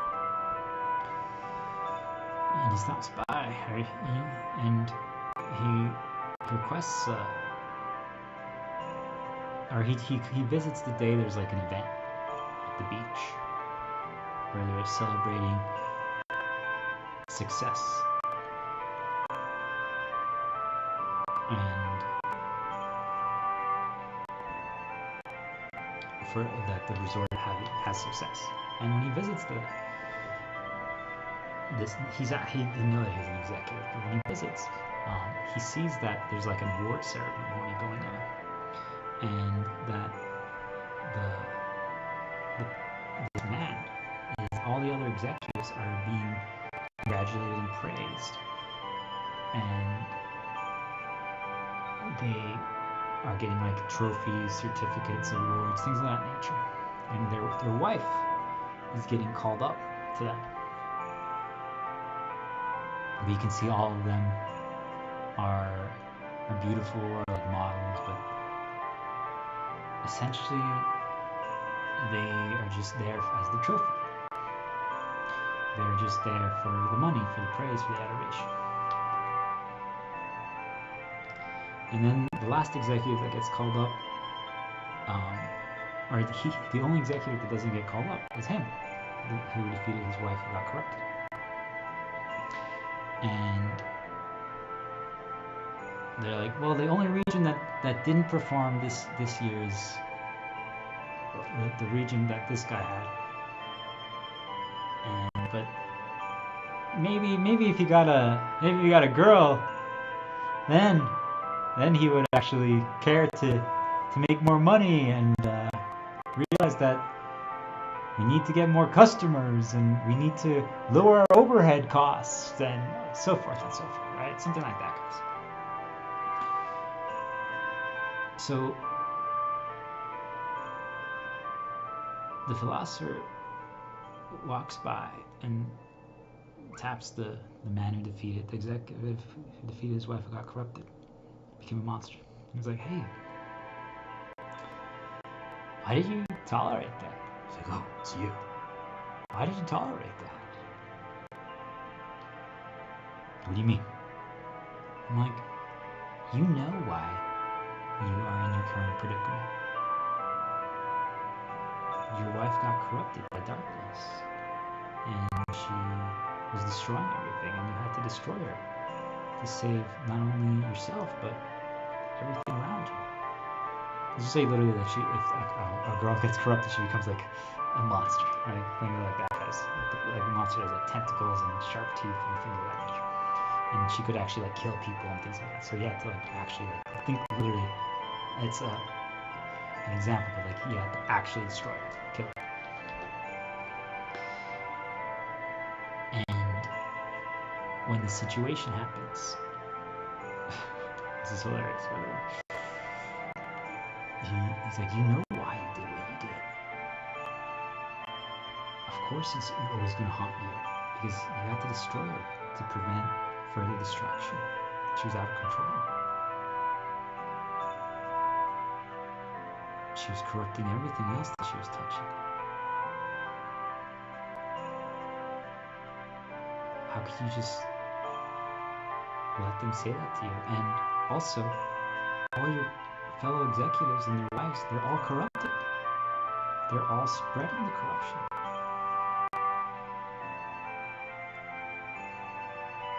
I thought the whole reason why you did what you did is because you believe in a better world. You believe in defeating the corruption. You believe that it doesn't have to be about the external. It doesn't have to be about the money. It doesn't have to be about the reward. Now you're still working here and that's all they care about and all of them are corrupted?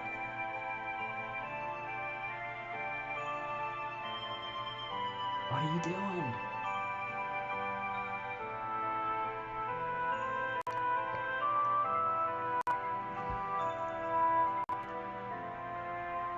How can you make a difference if you're just here? Like, well, these things take time.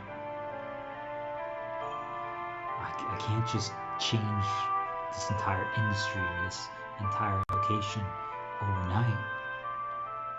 But you see, like, because I'm connected to these executives and their wives, I can slowly get them to realize the error of their ways and that we don't have to keep taking from customers and from our fellow man and girl. We can actually give them better experiences and unique experiences, and we can actually give things for free and all so forth and so forth. And he's like, yeah, sure, but you actually think they're gonna listen to you? He's like, well, yesterday I tried sending a message to all of them that we should consider perhaps just offering our services for free and giving more, not less. And well, did anyone respond? I'm like, no, but you guys see, like, they saw it and that was good, right? I'm like, well, did you see that meeting went, or this award ceremony went? Why did you even come here? I'm like, I just wanted to check in on you. I suggest that you should speak up openly in public about this, about what's going on, about what you see, about how things are becoming worse, about how everything's becoming corrupted, about how everything's losing its worth and its value and its purpose. And it's only about the money, and that the wives are now getting corrupted because they're attached to corrupt exploiters as well.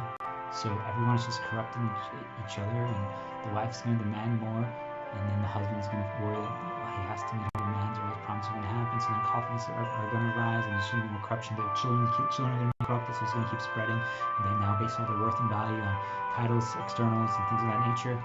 So now, since they always need more, so they feel protected, they're just going to keep causing more problems to get more. It's like, you need to cause a disruption. You need to, like, make a speech in public and talk about these things and call them out, and then quit or expose the dark secrets that they do. And you need to tell the customers about the realities and all this stuff. Yeah, that's actually. Why are you suggesting that? You came here just to cause problems.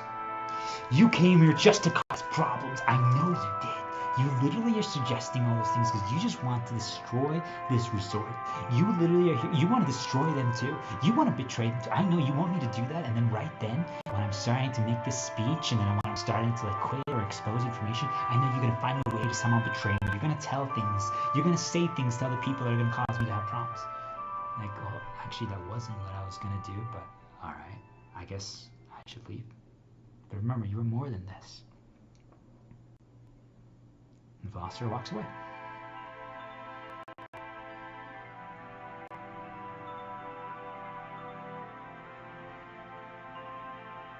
The man executive who had to defeat his corrupted wife attends the rest of the reception and the events and stuff like that, but then walks to the beach by the waves late at night by himself.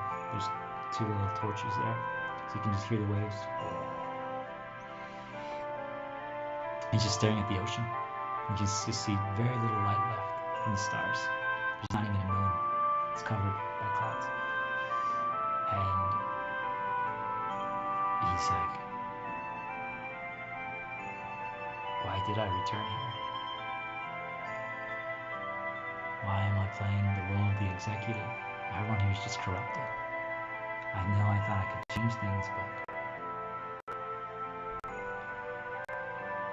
they've boxed me in. I'm afraid to now, because everyone sides with the corruptors. I don't have a chance. They stop me the moment I try. And anything that could actually cause a major disruption, I don't try, because I know that that happens. Things are never going to change. I know I wanted to heal the world from corruption so that no one else would ever deal with what I did. Or I had to literally destroy my wife to save things, save my family, save others, save locations. I see all these other executives and people getting corrupted and destroyed, and just sitting by watching it happen. I'm trying, but I'm trying without direct interference. I just don't know what to do. So maybe the philosopher was right. Maybe I should do things, but how can I trust that? Last time I trusted that, it led to destruction. It led to betrayal.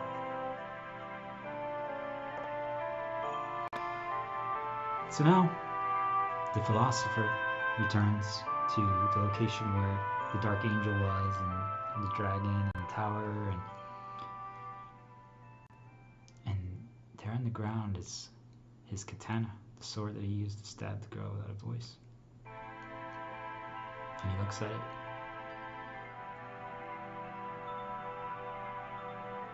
So this is the power of destroying trust. He grabs the blade, stabs in the ground. He's like, damn, if I knew that the decision to destroy your trust at that point would prevent everything forever. And all these other characters, they'll never do again now. I wouldn't have done that.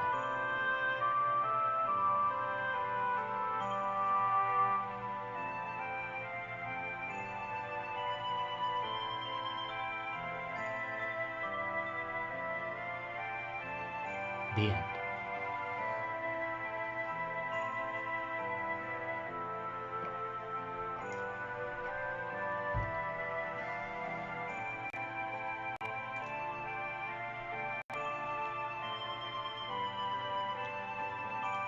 So,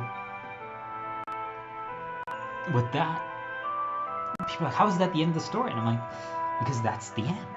What I'm trying to showcase there is that nothing happens anymore. Do you guys see? It doesn't matter what intentions are. It doesn't matter what is presented. It doesn't matter what is suggested. It doesn't matter what is built up. It doesn't matter the situations that are created.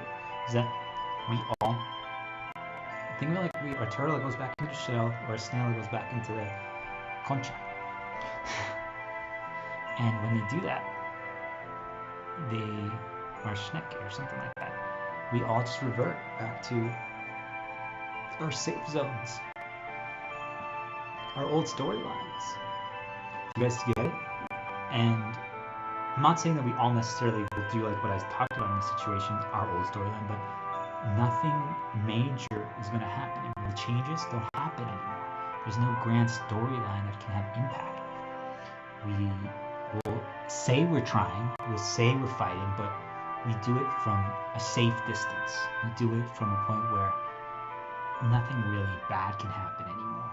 And I'm like, well, I'll send an email every day saying, hey guys, we should make our products cheaper, or I will send a postcard to someone, or a place that says, hey, I just want you to know that I would love, it could be cool to create a new village that welcomes all people who got exiled and understands that we're all worthy of a place. It doesn't matter our birth or our origin. Alright. You see, I'm writing the postcard. I'm doing, guys. I'm not trivializing it. That's awesome. It's still progress. But you guys see, it's from a safe location. It's never going to actually cause any real change. And then the kid with the discrimination issue that he overcame is just like, well, I'm teaching the kids, but is it really? You see, like, he's blocked by his sister.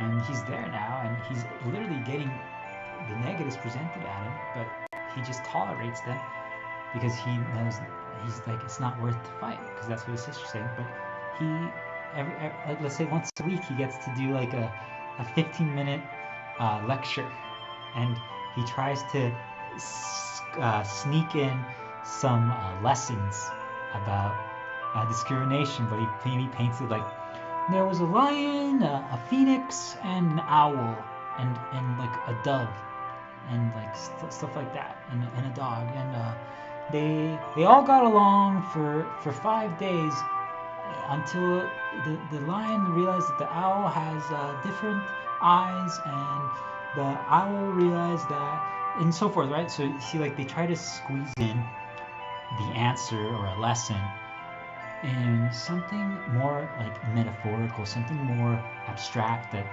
doesn't really make them connect the dots. And it works for some, but these kids are young. They don't understand. They're just like, oh, what? Why did the owl get mad at the lion? And why did the dove not play with the dog? And then the kid's like, or he was gonna tell more of a story, but his sister's like, all right, that's up. 15 minutes. That's a really good lecture. You're getting much better as a little teacher. I'm proud of you. That was really good. Next time, just remember, focus more on the lessons. Don't tell so much a story. Hey, oh, all right. She gets 7 hours a day. He gets 15 minutes. Obviously, he was doing it wrong. So you see, we get put in this situation where we can't really cause change or impact anymore, and we all revert to something safe.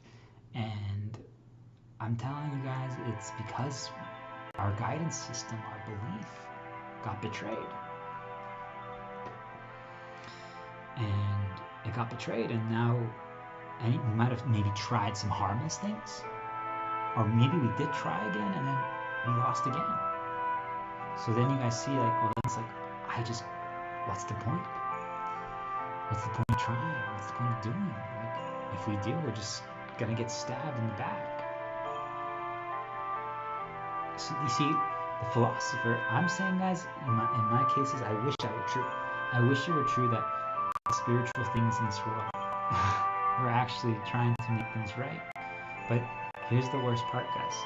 Because the reason why I say that I wish that were true, guys, is because the torture hasn't stopped in my life. Do you guys understand? Is that in this story, the philosopher actually was trying to make things right. He didn't go and present negatives to them. Even though they attacked, he didn't present negatives. Do you guys see the difference? I'm saying, in my reality, and what I believe it happens to all of you, is that what I'm saying, the philosopher, I'm equating to the spirits that guide us. Even if they now realize the errors of their way and they're trying to make things right, is that they might, in their example, they're the philosopher that shows up. And they create an event where he invites the exiled girl, the kid, the discrimination kid, and the husband with the corrupt wife situation. And he invites them together at a location. And he says, hey, are you guys ready to do this? I know I told you last time when you guys told me you don't want to see me again that we should fight the Dark Angel. But this time, let's not do that. That storyline, that's too... That is the answer, but that's too grand. Like, that without change the entire world, that would unite the entire world, that would bring peace to the entire world, that would heal the entire world. How about we focus on your guys' individual issues and storylines first? So, how about we create a beach community where it provides shelter and a home to all that were exiled, all that are discriminated against. We welcome all, and we provide more services and food and everything, and you know how to create resorts, and kid, you're gonna have daily talks with the entire world, that everyone who lives here, and it's gonna be great. And the girl who got exiled, I want you to also, like, maybe you can make fun little experiences for them that teach them that they're more than their past. It doesn't matter where they came from, what they dealt with. And you're going to be the face of this beach home, monastery, fortress location, the guy to feed the corruption. And you can talk about that, and we can create a community here, and everyone's going to believe, and we're going to be more than what we were. And all of them look at each other and they're like, I mean, that does sound really good. That could work. Well, could we do it without money though? Like, it'll take some time to build that.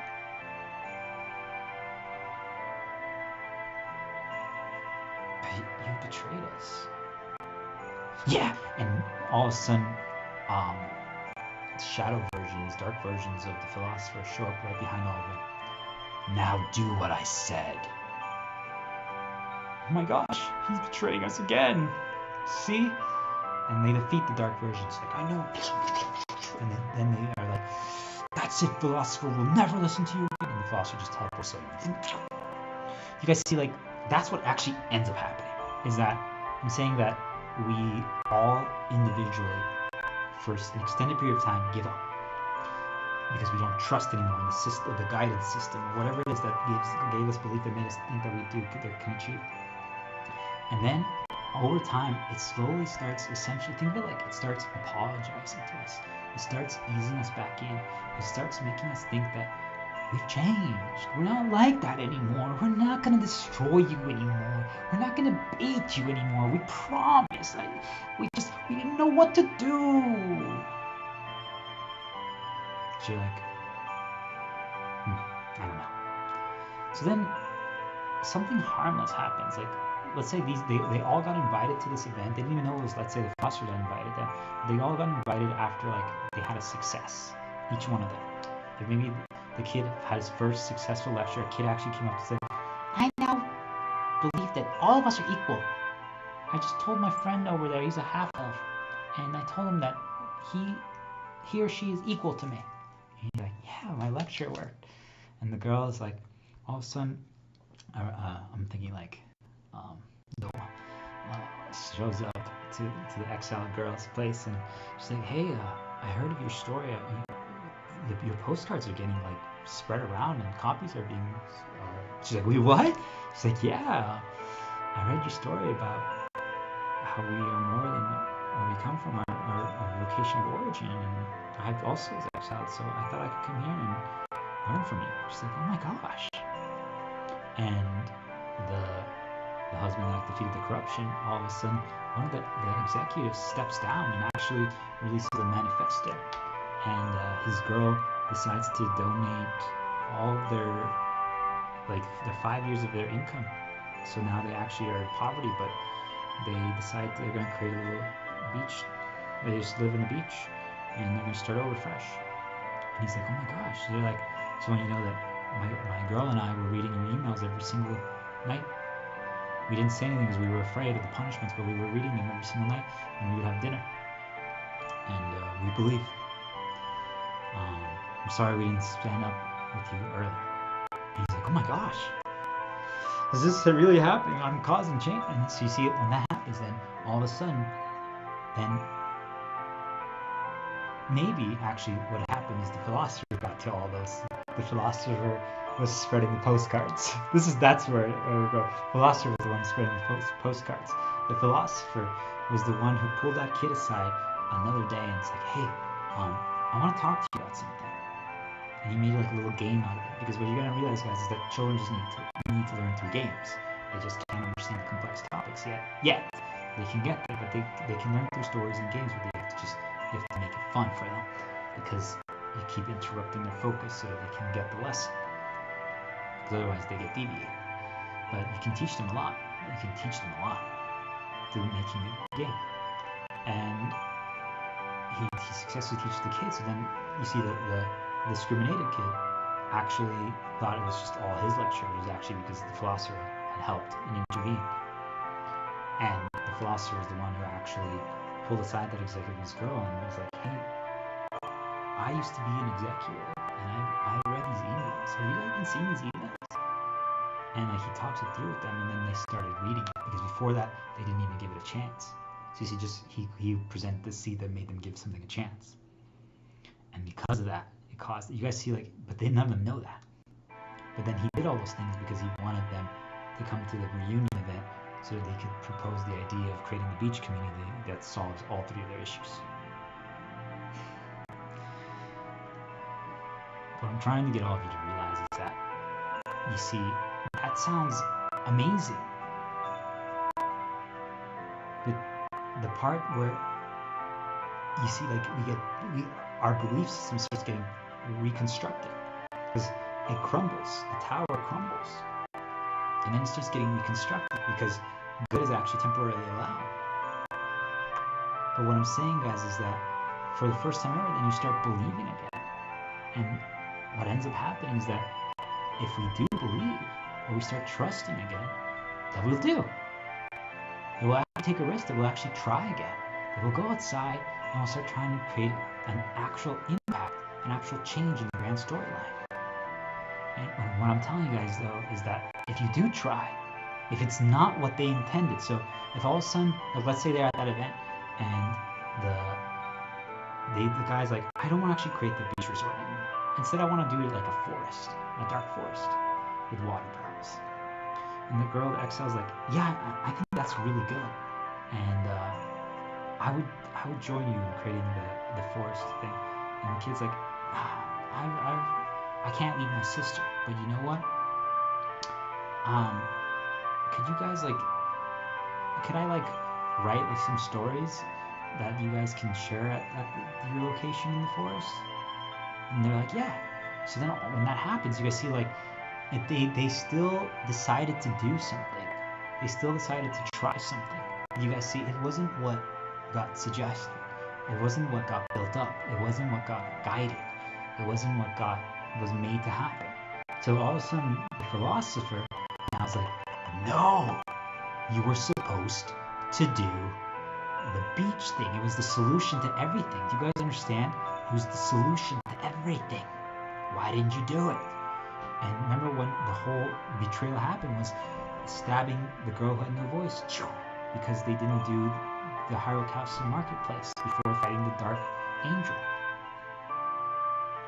So do you guys understand that now it happened again? That all three characters didn't listen to the philosopher, who I'm saying in this equates to the spirits. They finally rebuilt trust temporarily, and they decided to do, but they didn't do what they wanted. So then the destruction happens again. Do you guys see the betrayal happens again? Now the threat happens again. The sword, the katana gets put from the dark spirit version behind all of them, and they have to defeat it. And they might survive. Nothing bad might have happened, but now you guys see. Now they're gonna be like, wow, see, we literally considered it again, and we got betrayed again. Now what ends up happening though is, are they actually going to create the forest? Is he gonna write? The kid gonna write stories to teach? You see, guys, it might not actually happen anymore. All of them are like, oh man, we literally were about to try again. We were about to try again, and we just lost everything. Like we just dealt with another betrayal. This one was much more harmless because you guys see, it wasn't as built up anymore. They didn't get fully healed by the philosopher this time. You see, they already were healed, but the philosopher was solving their current problem, or the thing that they want to achieve something grandiose, or they want to get something, and they were allowing that. So they got built up belief again and trust like that. But you see, the first time they regained trust because it healed them from maybe reaching 0. Do you guys get the difference? So the first time when we get betrayed, when it's because we got healed and we finally are thriving, that's when the ultimate destruction happens, and we lose all trust. So then we'll never believe again in the guidance. But if we actually do start considering it and it gets reconstructed, that we're starting to get some trust, but this time it happens again. I'm telling you guys, it just doesn't matter. We won't get destroyed anymore by the second betrayal, but we're just not going to do it anymore, guys. It won't destroy us. You see, at no point are we destroyed. We're still fully healed. We're always going to be healed. Doesn't mean that we might not be temporarily affected by negatives that are presented, but we're always fully healed. You see, they can't trick us. They can't make us forget. They can't deviate us. But now we're always on guard. Always. We always doubt. If we temporarily are meant to, they can reconstruct this trust, and there's so much time without negatives, or only good is allowed, or our way is allowed, or we actually think that we can achieve temporarily. I'm telling you guys, what ends up happening is that if we don't do exactly the way they intend, that all of a sudden it begins again. They start doing betrayal events, and you see this time they hurt a lot less. It's not that they're never fun, but they don't destroy you anymore, because you already were like, if the next 10 minutes go forward without any bad happening, I would be impressed. Do you guys understand how different that is than the first time you thought only good would happen? I'm saying, guys, this is the game. The entire game of life is trust. Everything. There's nothing else to it.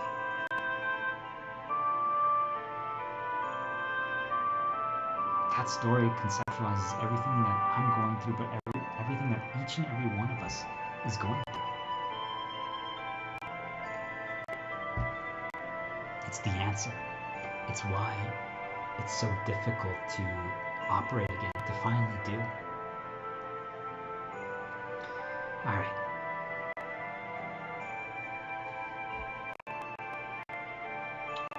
So I'm just going to take a 2-minute break, and then I'm just going to debrief one last time. It's going to be a short push. Let's do this.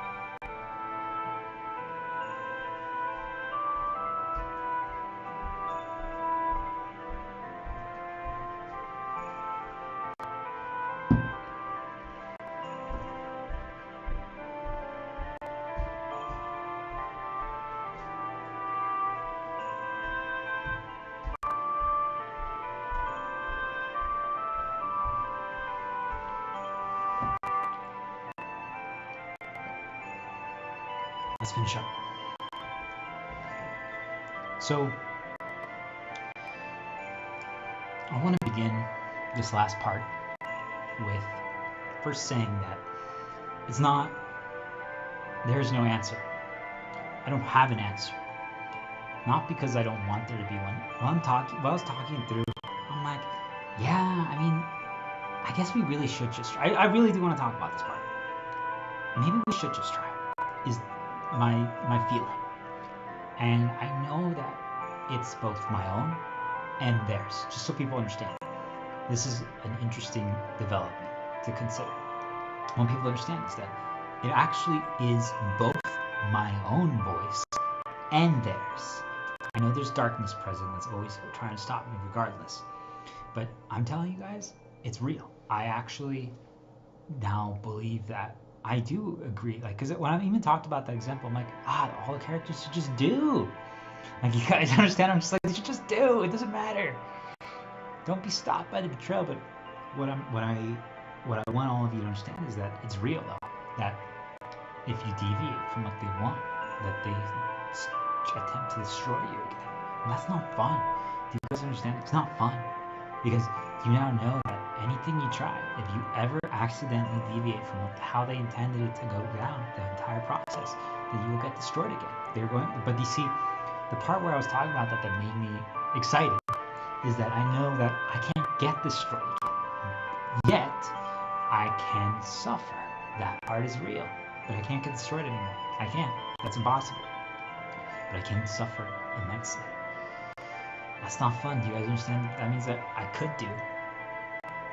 All the three characters that I used throughout the story could do. They all could do. They're never going to get destroyed again. But if they don't do the intended storyline, they're going to suffer. But they're not going to get destroyed anymore. Do you guys understand? Like, that is powerful. That is actually an exciting thought to conflict, where it's like, I could do. They're going to, if I ever deviate by accident, that's the part that's scary, right? You don't know. Sometimes you don't agree with something, like, no, I don't want to create the beach place. I want to create the forest place. And you see, like, they don't tolerate those deviations. So if you do that, all of a sudden you start suffering bad, and you're like, I don't understand why. Like, am I not doing? You should be happy that I'm doing it, but they're not satisfied with that. Do you understand? So that's the problem. But I'm saying, once you're fully healed and you're capable and you're strong and you understand and you have created your own self-belief and guidance system, you don't need something to guide. Because what I'm telling you guys is, all these characters, if they were able to decide for themselves that now, regardless of what I'm saying, like, we should create the forest thing instead. Doesn't mean it was a good idea to create this community that's welcomes exiles and doesn't care about money and teaches to not value, or that discrimination is created, so we just have to defeat that from the beginning. Like, if they did that, do you guys understand? It means that they're ready. It means that they don't need suggestions. It means that they don't need to be guided anymore. It doesn't mean that they can't, but it means that they don't need to be. Because that's really the key, I guess. What I'm realizing is that if we all learn what I talked about this entire 3-hour stream, is that we get to a point where we don't need guidance anymore, guys. And that's actually one of the struggles that I deal with, is that I don't need guidance anymore. So it doesn't mean that they never stop guiding. Do you guys understand? They always present suggestions, but since now I view all their suggestions as bad because they destroyed me through them, it means that I can't. It's easy if I can just mute it. Do you guys understand? If all my suggestions come from, let's say I visit my YouTube channel and there's a suggestion box. If all my suggestions came there, well, it's easy. You just never look at your suggestion box. Problem solved. But what if you can't solve it? It gets inserted directly into your mind while you're consuming things or doing things. You guys understand? It's not fair. It's not balanced. So I don't need it anymore, because I defeated all reliance on their guidance and their suggestions to create, to do, to that. I know that it always happens regardless a little bit, but I'm saying that for the most part, 90% of it I've defeated. So it means that they're pretty worthless now in my reality, which is sad because I know that they don't have to be, but they are. So now I just view them as a negative. They only can destroy things if I don't do what they want, or they can literally suggest things to make me actually do worse. So you guys see, that's the problem. But what I'm realizing actually is that we get to a point where if we don't actually meet their suggestions anymore, that any suggestions are just a bonus. It's not easy to view it that way though, right? Because how can all these characters view the suggestions from the philosopher as a bonus? How can they at this point, after everything they've experienced? If they got betrayed, if bad actually happened, and they reverted. Because you guys get what I'm trying to say is that it's not easy to view the philosopher's suggestions in the story for each of the characters as a bonus.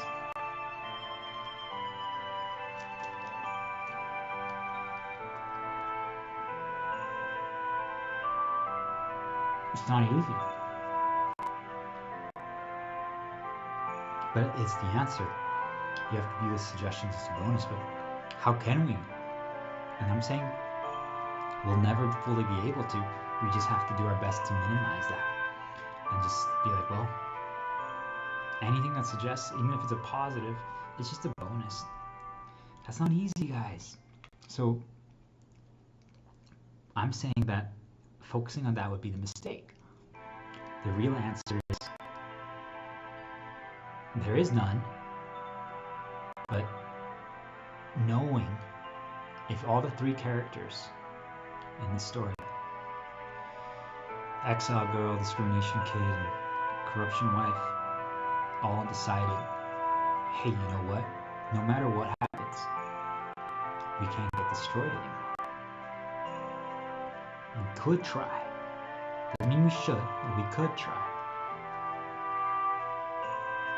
We're never gonna get destroyed again, regardless of what happens.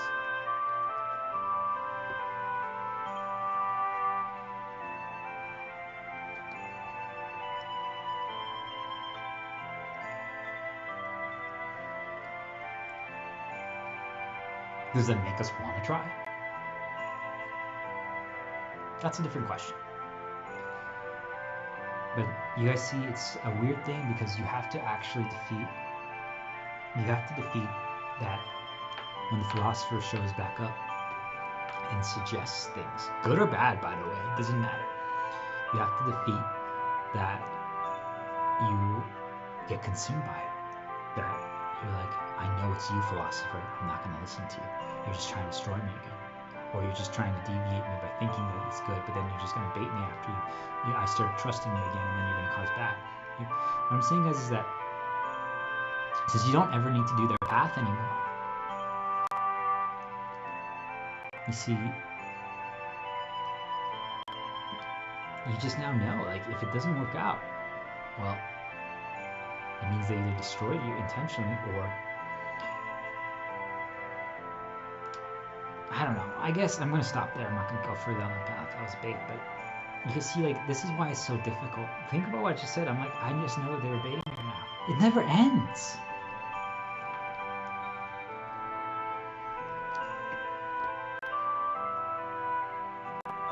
But maybe that's the solution. Because you see, this is proof. I can now identify when they're doing something. I can identify it now. I'm like, no, this part's wrong. You guys see, like, that skill set is now real.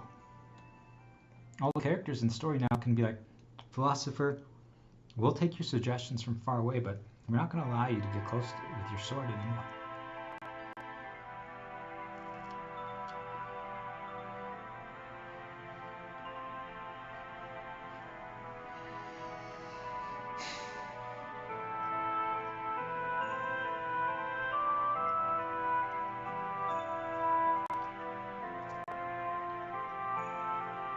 It's the only solution. Anything that does get suggested is a bonus. You just can't let their suggestions consume you anymore. You just can't. I don't know, guys. It's gonna be so weird. I'm gonna try practicing it, but it's gonna be so weird because you know it's how they destroyed you, and he knows how they try to ruin everything you try. I'm telling you guys, this stream, when I re-listen, I'm gonna laugh, but it's like I know exactly when they were doing it. It means that they were actively doing everything I'm talking about right now, guys, that I'm trying to teach all of you, including myself, on how to finally defeat this. But I'm saying I don't think there is. Well, you see, the reason why I don't think it is because it's happening as I'm talking. It's happened throughout this entire stream. They were doing intentional maliciousness, intentional bad suggestions, intentional evil, intentional baits, intentional deviations. But then I look back and I'm like, but wait a minute. This is a pretty damn good stream.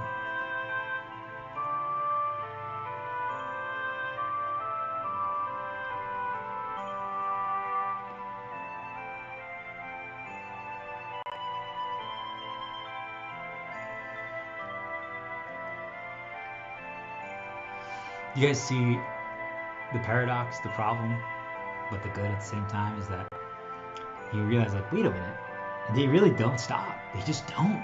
Holy crap, they just don't. But they really have gotten so good.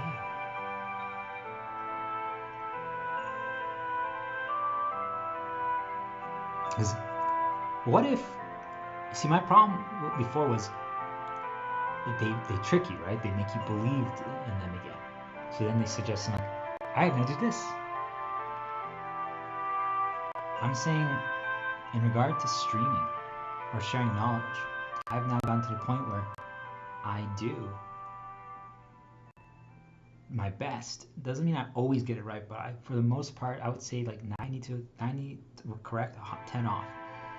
That I destroy what they build up or try, and I do my thing. And then if something wants to further encourage my way, I take that stuff and I add to it.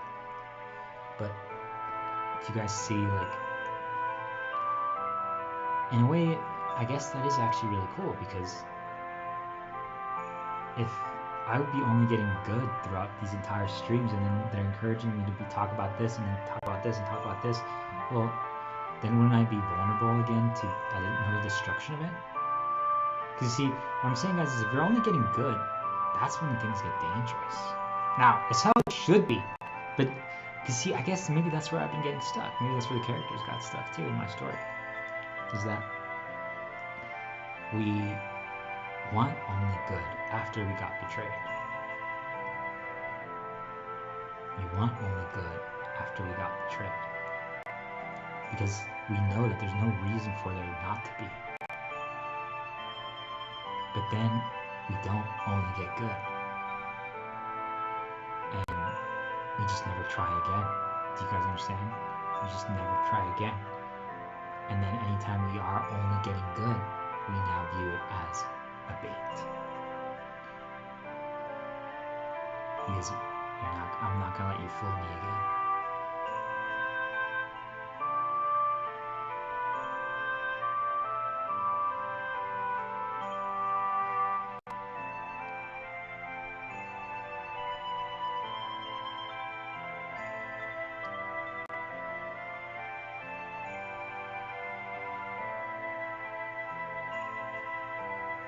I'm not grateful for there to be negatives,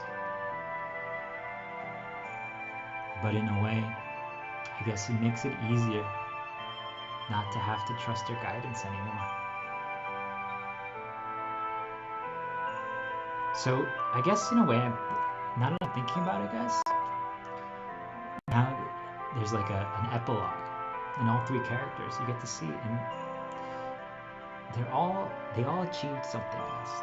They all achieved their own version. I'm not gonna even paint it. You guys imagine what each character, the exile girl, the discrimination kid, the corrupted wife, executive, and even the philosopher, they all achieved something. But it's their own version. It's their own version. And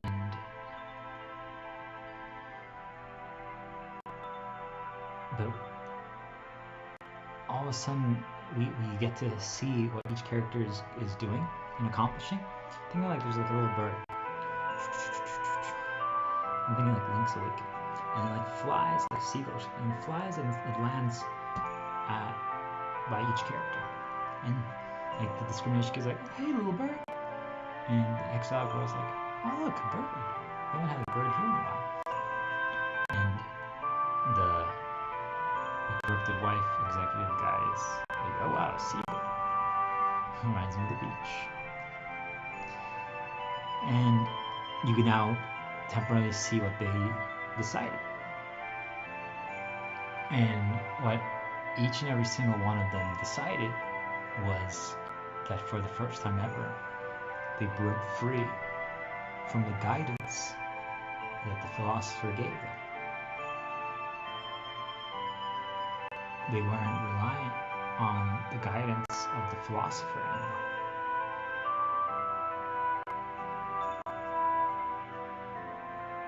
Maybe that's the answer.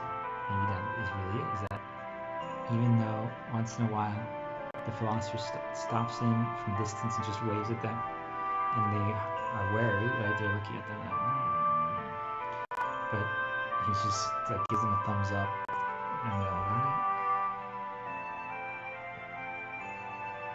You see, they broke free from the guidance. So even if the philosopher suggests something, they're like, they don't do it anymore, but they recognize it. They're not choosing to intentionally rebel against it. Like maybe the next day they read the note from the philosopher, and it's like, hey, I recommend that the exile village, you do this and this and this and this and this. And she's like, well, actually, that's what I did. That's really cool. Oh, I can't believe I actually lied with the philosopher again. So you see, maybe that's the answer, guys, is that we get to a point where we break free from the guidance system that this world operates by, like the spiritual trust, and we can just do, and we can identify that. But you see, now maybe then we finally reach a point where we aren't intentionally trying to defeat their suggestions. Maybe we aren't intentionally trying to rebel against their crossroads, their path. We're just doing regardless. I'm saying it's not easy though, guys, right? Because in the story, the bird is showcasing that each character created distance. That's the ideal way, guys. You guys understand that if you can create distance, it's easy. It really is. Because then the suggestion is impressive. But what if the philosopher, when they had that battle against the dark version of the philosopher and stabbed each one of them, they got a little wound, and that wound allowed them to have like a permanent voice connection. And now every so often they're like, the philosopher is suggesting something. That's a good idea. But wait, we got betrayed. You guys understand? Like, think of it like that. And every day it happens, and you're like, oh no, that's a good suggestion, but it's from the philosopher. You can't trust it, guys. So you see, like, if we can destroy we're not going to intentionally rebel against it, but we can evaluate later. I don't know. It's just, you guys, it's just not easy. We can't be reliant on it anymore. That's the answer. But I always got stuck, just so people are aware, because I'm explaining all this, but I'm still stuck. Do you guys understand? I don't do. Because I don't trust. I know that they're going to destroy me, or destroy anything I try. They can't destroy myself. They can't destroy myself anymore. I'll never fall to the point where I'll never be destroyed. You guys understand? It doesn't matter anymore. But they can destroy what I'm trying, but they can't destroy myself. But they can destroy what I'm trying. And it's weird, guys, because so many of us attach who we are, our worth, and our capability to what we accomplish. I'm saying it doesn't matter at all. They're going to destroy every storyline that I try, but they'll never be able to destroy who I am. They'll never be able to destroy how I operate, how I function. Maybe for a day. Do you guys understand? I'm talking for a day. I'll recover in no time. And it's real. They can't destroy me anymore, but they can destroy what I try. It's really interesting. When I re-listen, that's going to be fascinating. They can't destroy me anymore. They can destroy what I try. I actually now think about it. I've been operating that way for a while now, for an extended period of time. They can't destroy me anymore. They've been trying to destroy me for a year now. They've been trying to destroy me for a year now. And they can't anymore. They just can't. They can't destroy me anymore. It's really cool. They can't destroy me anymore. They can't destroy me anymore. They can't. They just can't. They can't destroy me anymore. No matter what they try. But they can most definitely destroy everything I try. It's so weird to say that. I'm like, holy shit, they destroy everything I try, but they can't destroy me anymore. It's fascinating. Holy shit. That's the answer. Because when you're not relying on the guidance anymore, they can't destroy you. The whole reason why we get destroyed, guys, is because we become reliant on the guidance to create, to do. So all of a sudden right now, like, I only got to the stream and this topic because I got guided to it. Well, now if they destroyed this topic, I couldn't talk about it the way I wanted to or intended to, well, then I would be destroyed. Do you guys understand? But because I got to this myself, and I'm talking about this my own way, my own version, there's no guidance present at all. There's just a very little bit. There's nothing they can do anymore.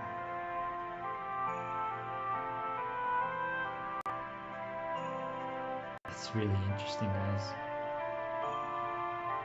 I'm saying you can't be relying on the guidance. They can still try to destroy everything that I'm talking about right now and everything that I'm doing. You guys see, it won't destroy me anymore because I'm not reliant on the guidance. I didn't believe in it, and I did not believe in it. I just did. And then if I saw overt interruptions and deviations that were trying to happen, I can identify them now. And I'm like, why are you guys trying to literally interfere? You see, I didn't get consumed, but I did fight back. So I guess that's what I'm realizing, is that that's what we all need to get to. Is it sad? Extremely much so.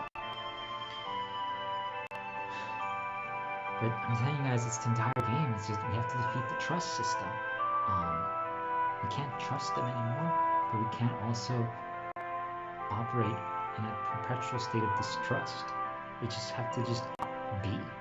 And I keep getting back to it, but I'm telling you, it's not easy. I know I'm not going to be able to remain that way, guys. It's because the difficulty is that it doesn't end. As I was actively doing this, you guys see, is that I was being sabotaged. So that's what's so challenging about it. But it's what we all need to practice. But once you know you can't get destroyed anymore, it changes things a little bit, because even if you're getting sabotaged, it's just like, oh well. I guess in a way, now that I'm thinking about it, it just means that anything I do try, it's so weird. Anything I do try, like, it's gonna fail. Anything I try, but it's not gonna destroy me anymore. Do you guys understand that that means that if anything I try actually has even 1% success, do you guys understand how fucking weird that is? If everything you try is expected to fail from the get-go, do you guys understand how weird that is if you actually have success? Do you guys understand how fucking weird that is? Because I'm like, they destroy everything I try. Wait, it didn't get destroyed this time. Holy shit! Oh my gosh! Did you see? You don't believe in it. You don't. Now won't trust. But okay, now because they didn't destroy what I did today, I'm gonna trust in all their suggestions tomorrow. No, doesn't matter regardless. I'm not gonna fight them. I'm not gonna believe in them. They're just whatever. I'm not reliant on their guidance anymore at all.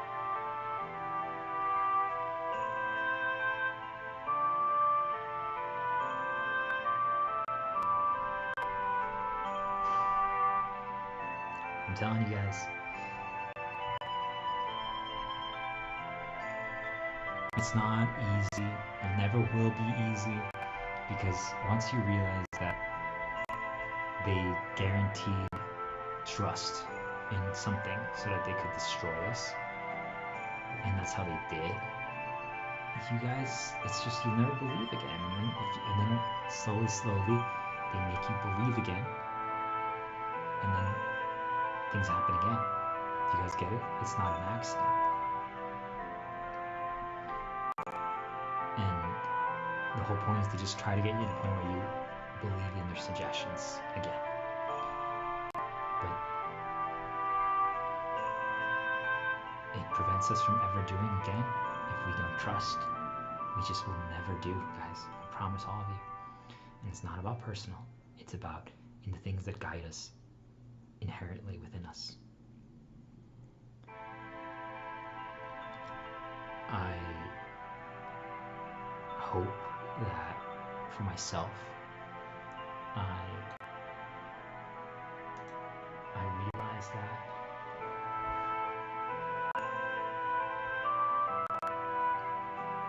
in a way I need to give myself permission to. I've been practicing it just so people are aware. I talk about this like I don't know this, but I'm just telling you guys, this is just like the reinforcement for myself, this entire stream. Because I've been practicing everything that I'm saying, just so people are aware. Everything that I'm saying, I've really been practicing. I've been practicing doing things more unoptimal. I've been practicing just doing. I've been practicing not caring. I've been practicing sometimes just failing, intentionally just not valuing experiences anymore. I've reset myself. I've created distance. I defeated all desires. I now identify with them. I've practiced getting to be able to create and do things through various methods, my own way, unique ways, different ways.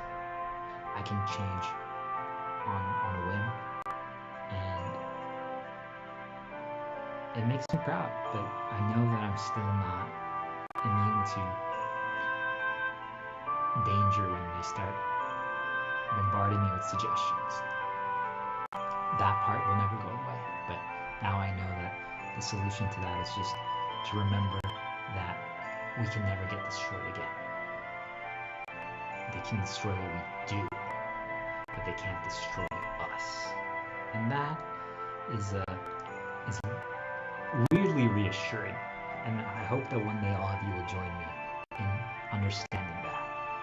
It's difficult to get to because most of us just want to be healed in the first place. But once you do this climb with me, you'll understand that, wait a minute, I'll never be destroyed again, but they can always destroy what I do.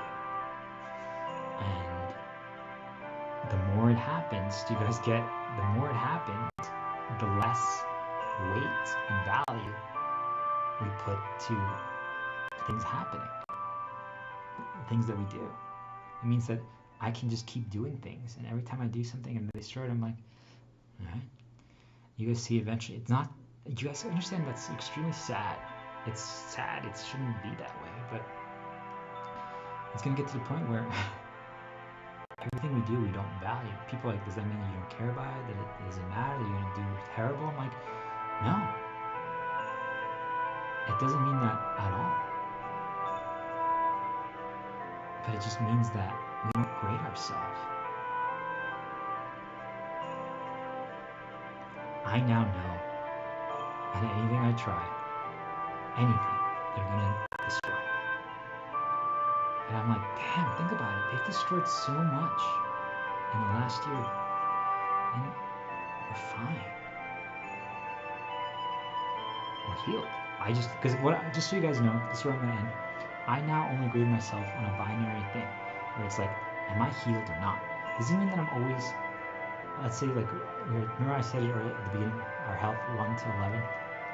Doesn't mean we're always at 11, but it doesn't mean that we're always at 100% healed or 100% thriving. But I'm like, I know right now I'm fully healed, but they've been bombarding me with bad and destruction.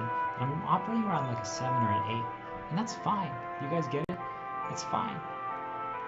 Because I know that if I'm finally free from certain negatives or certain attacks that they're presenting the things that I do, then I can get to 10 or 11 again. And then it can go back down to 4, 5, 6, 7. So you guys see, but I know at no point am I not healed. Now I know that, I mean, it just literally, it depends on just the things that present. You guys understand? But it means that in 5 minutes, I can go back to being at 11 again. So that means that whatever I try next, do you guys understand? Whatever I try next, even if they suggest things to me, it doesn't matter anymore. I'm not going to get consumed by their suggestions. I'm not going to rebel against their suggestions. But I know they're going to destroy what I do, but it'll never destroy me again. Whatever I try next, they're going to destroy. But now it has zero impact on me. I want all of you to join me in reaching that level that we can do. We know we're going to do, knowing that it's going to get destroyed. And yet, not only do we still perform well, we now know when it gets destroyed, we just brush it off. And we're like, all right, next. So I ask all of you, can you really just walk forward knowing that everything you do is going to get destroyed? Most people would say, well, what's the point? And I'm saying, because how did I talk about it through those characters, the girl that got exiled, the discrimination kid, the philosopher, and the corrupted wife situation. I'm just like, or executive, I'm just like, they just needed to do. I don't know, talking about that story like that, I'm just like, they just needed to do. They were getting constrained and limited by the betrayal. And then they revert. Do you guys understand? They played safe. And that is correct, so they don't get betrayed again. But you guys see, then they never can escape anymore. So now I'm realizing is that if we broke free from the guidance that caused the betrayal event, holy shit.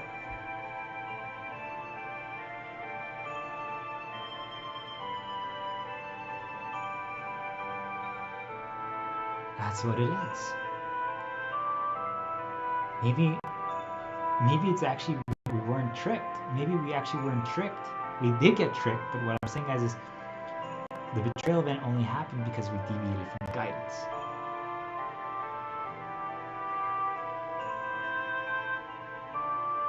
I know I said that earlier, but I don't know, just saying it this time just hit different for me.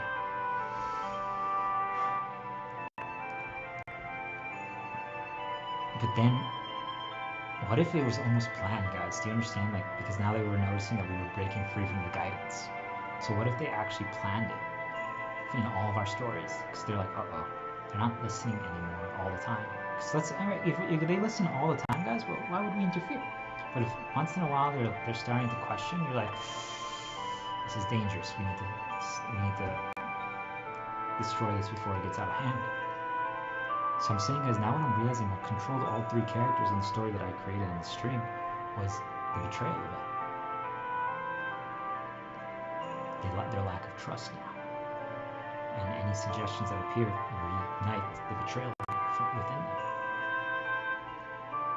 Because they know that they're just still getting destroyed by it. And then there's like a reconfirmation that are going to get destroyed if they ever deviate again.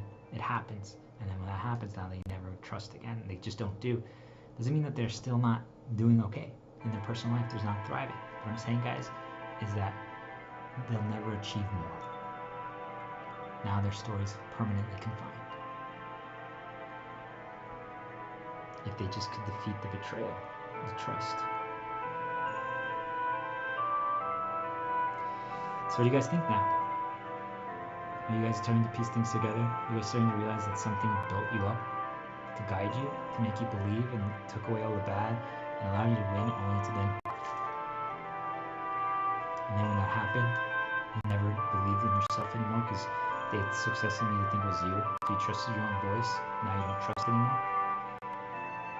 so now you don't do it, so now you just play it safe, so now you try to avoid all risks, and then they are now try to make you remain that way because they prove to you without a shadow of a doubt that every time you do try, they will destroy anything you try, and they really do.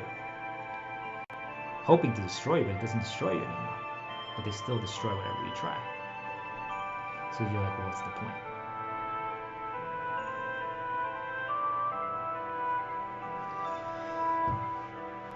Oh man, this is a good one.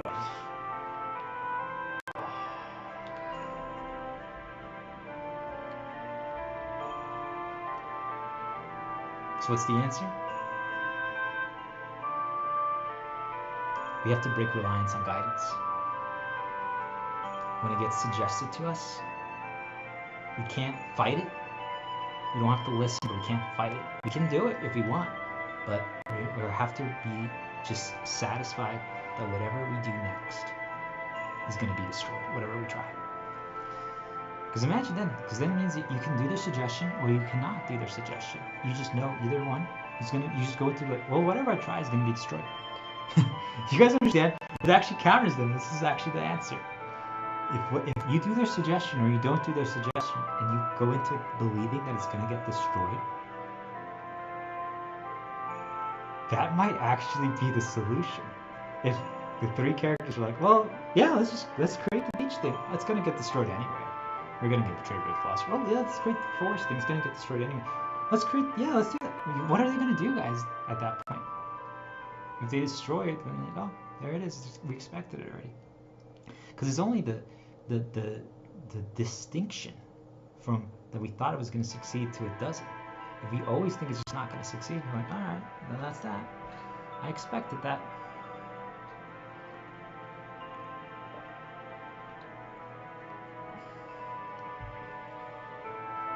Whatever I try next is going to get destroyed. But I can't worry about their guidance anymore. I can now identify it when it begins. I still should always be trying to not get fully preseasoned by them. But we should do our best. We know how to do so.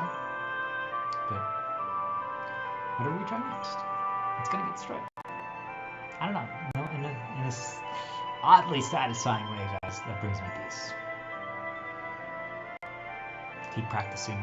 Understand that why you never do anymore and you are stuck is because of the betrayal of the trust system. It's how they keep us perpetually stuck to never try.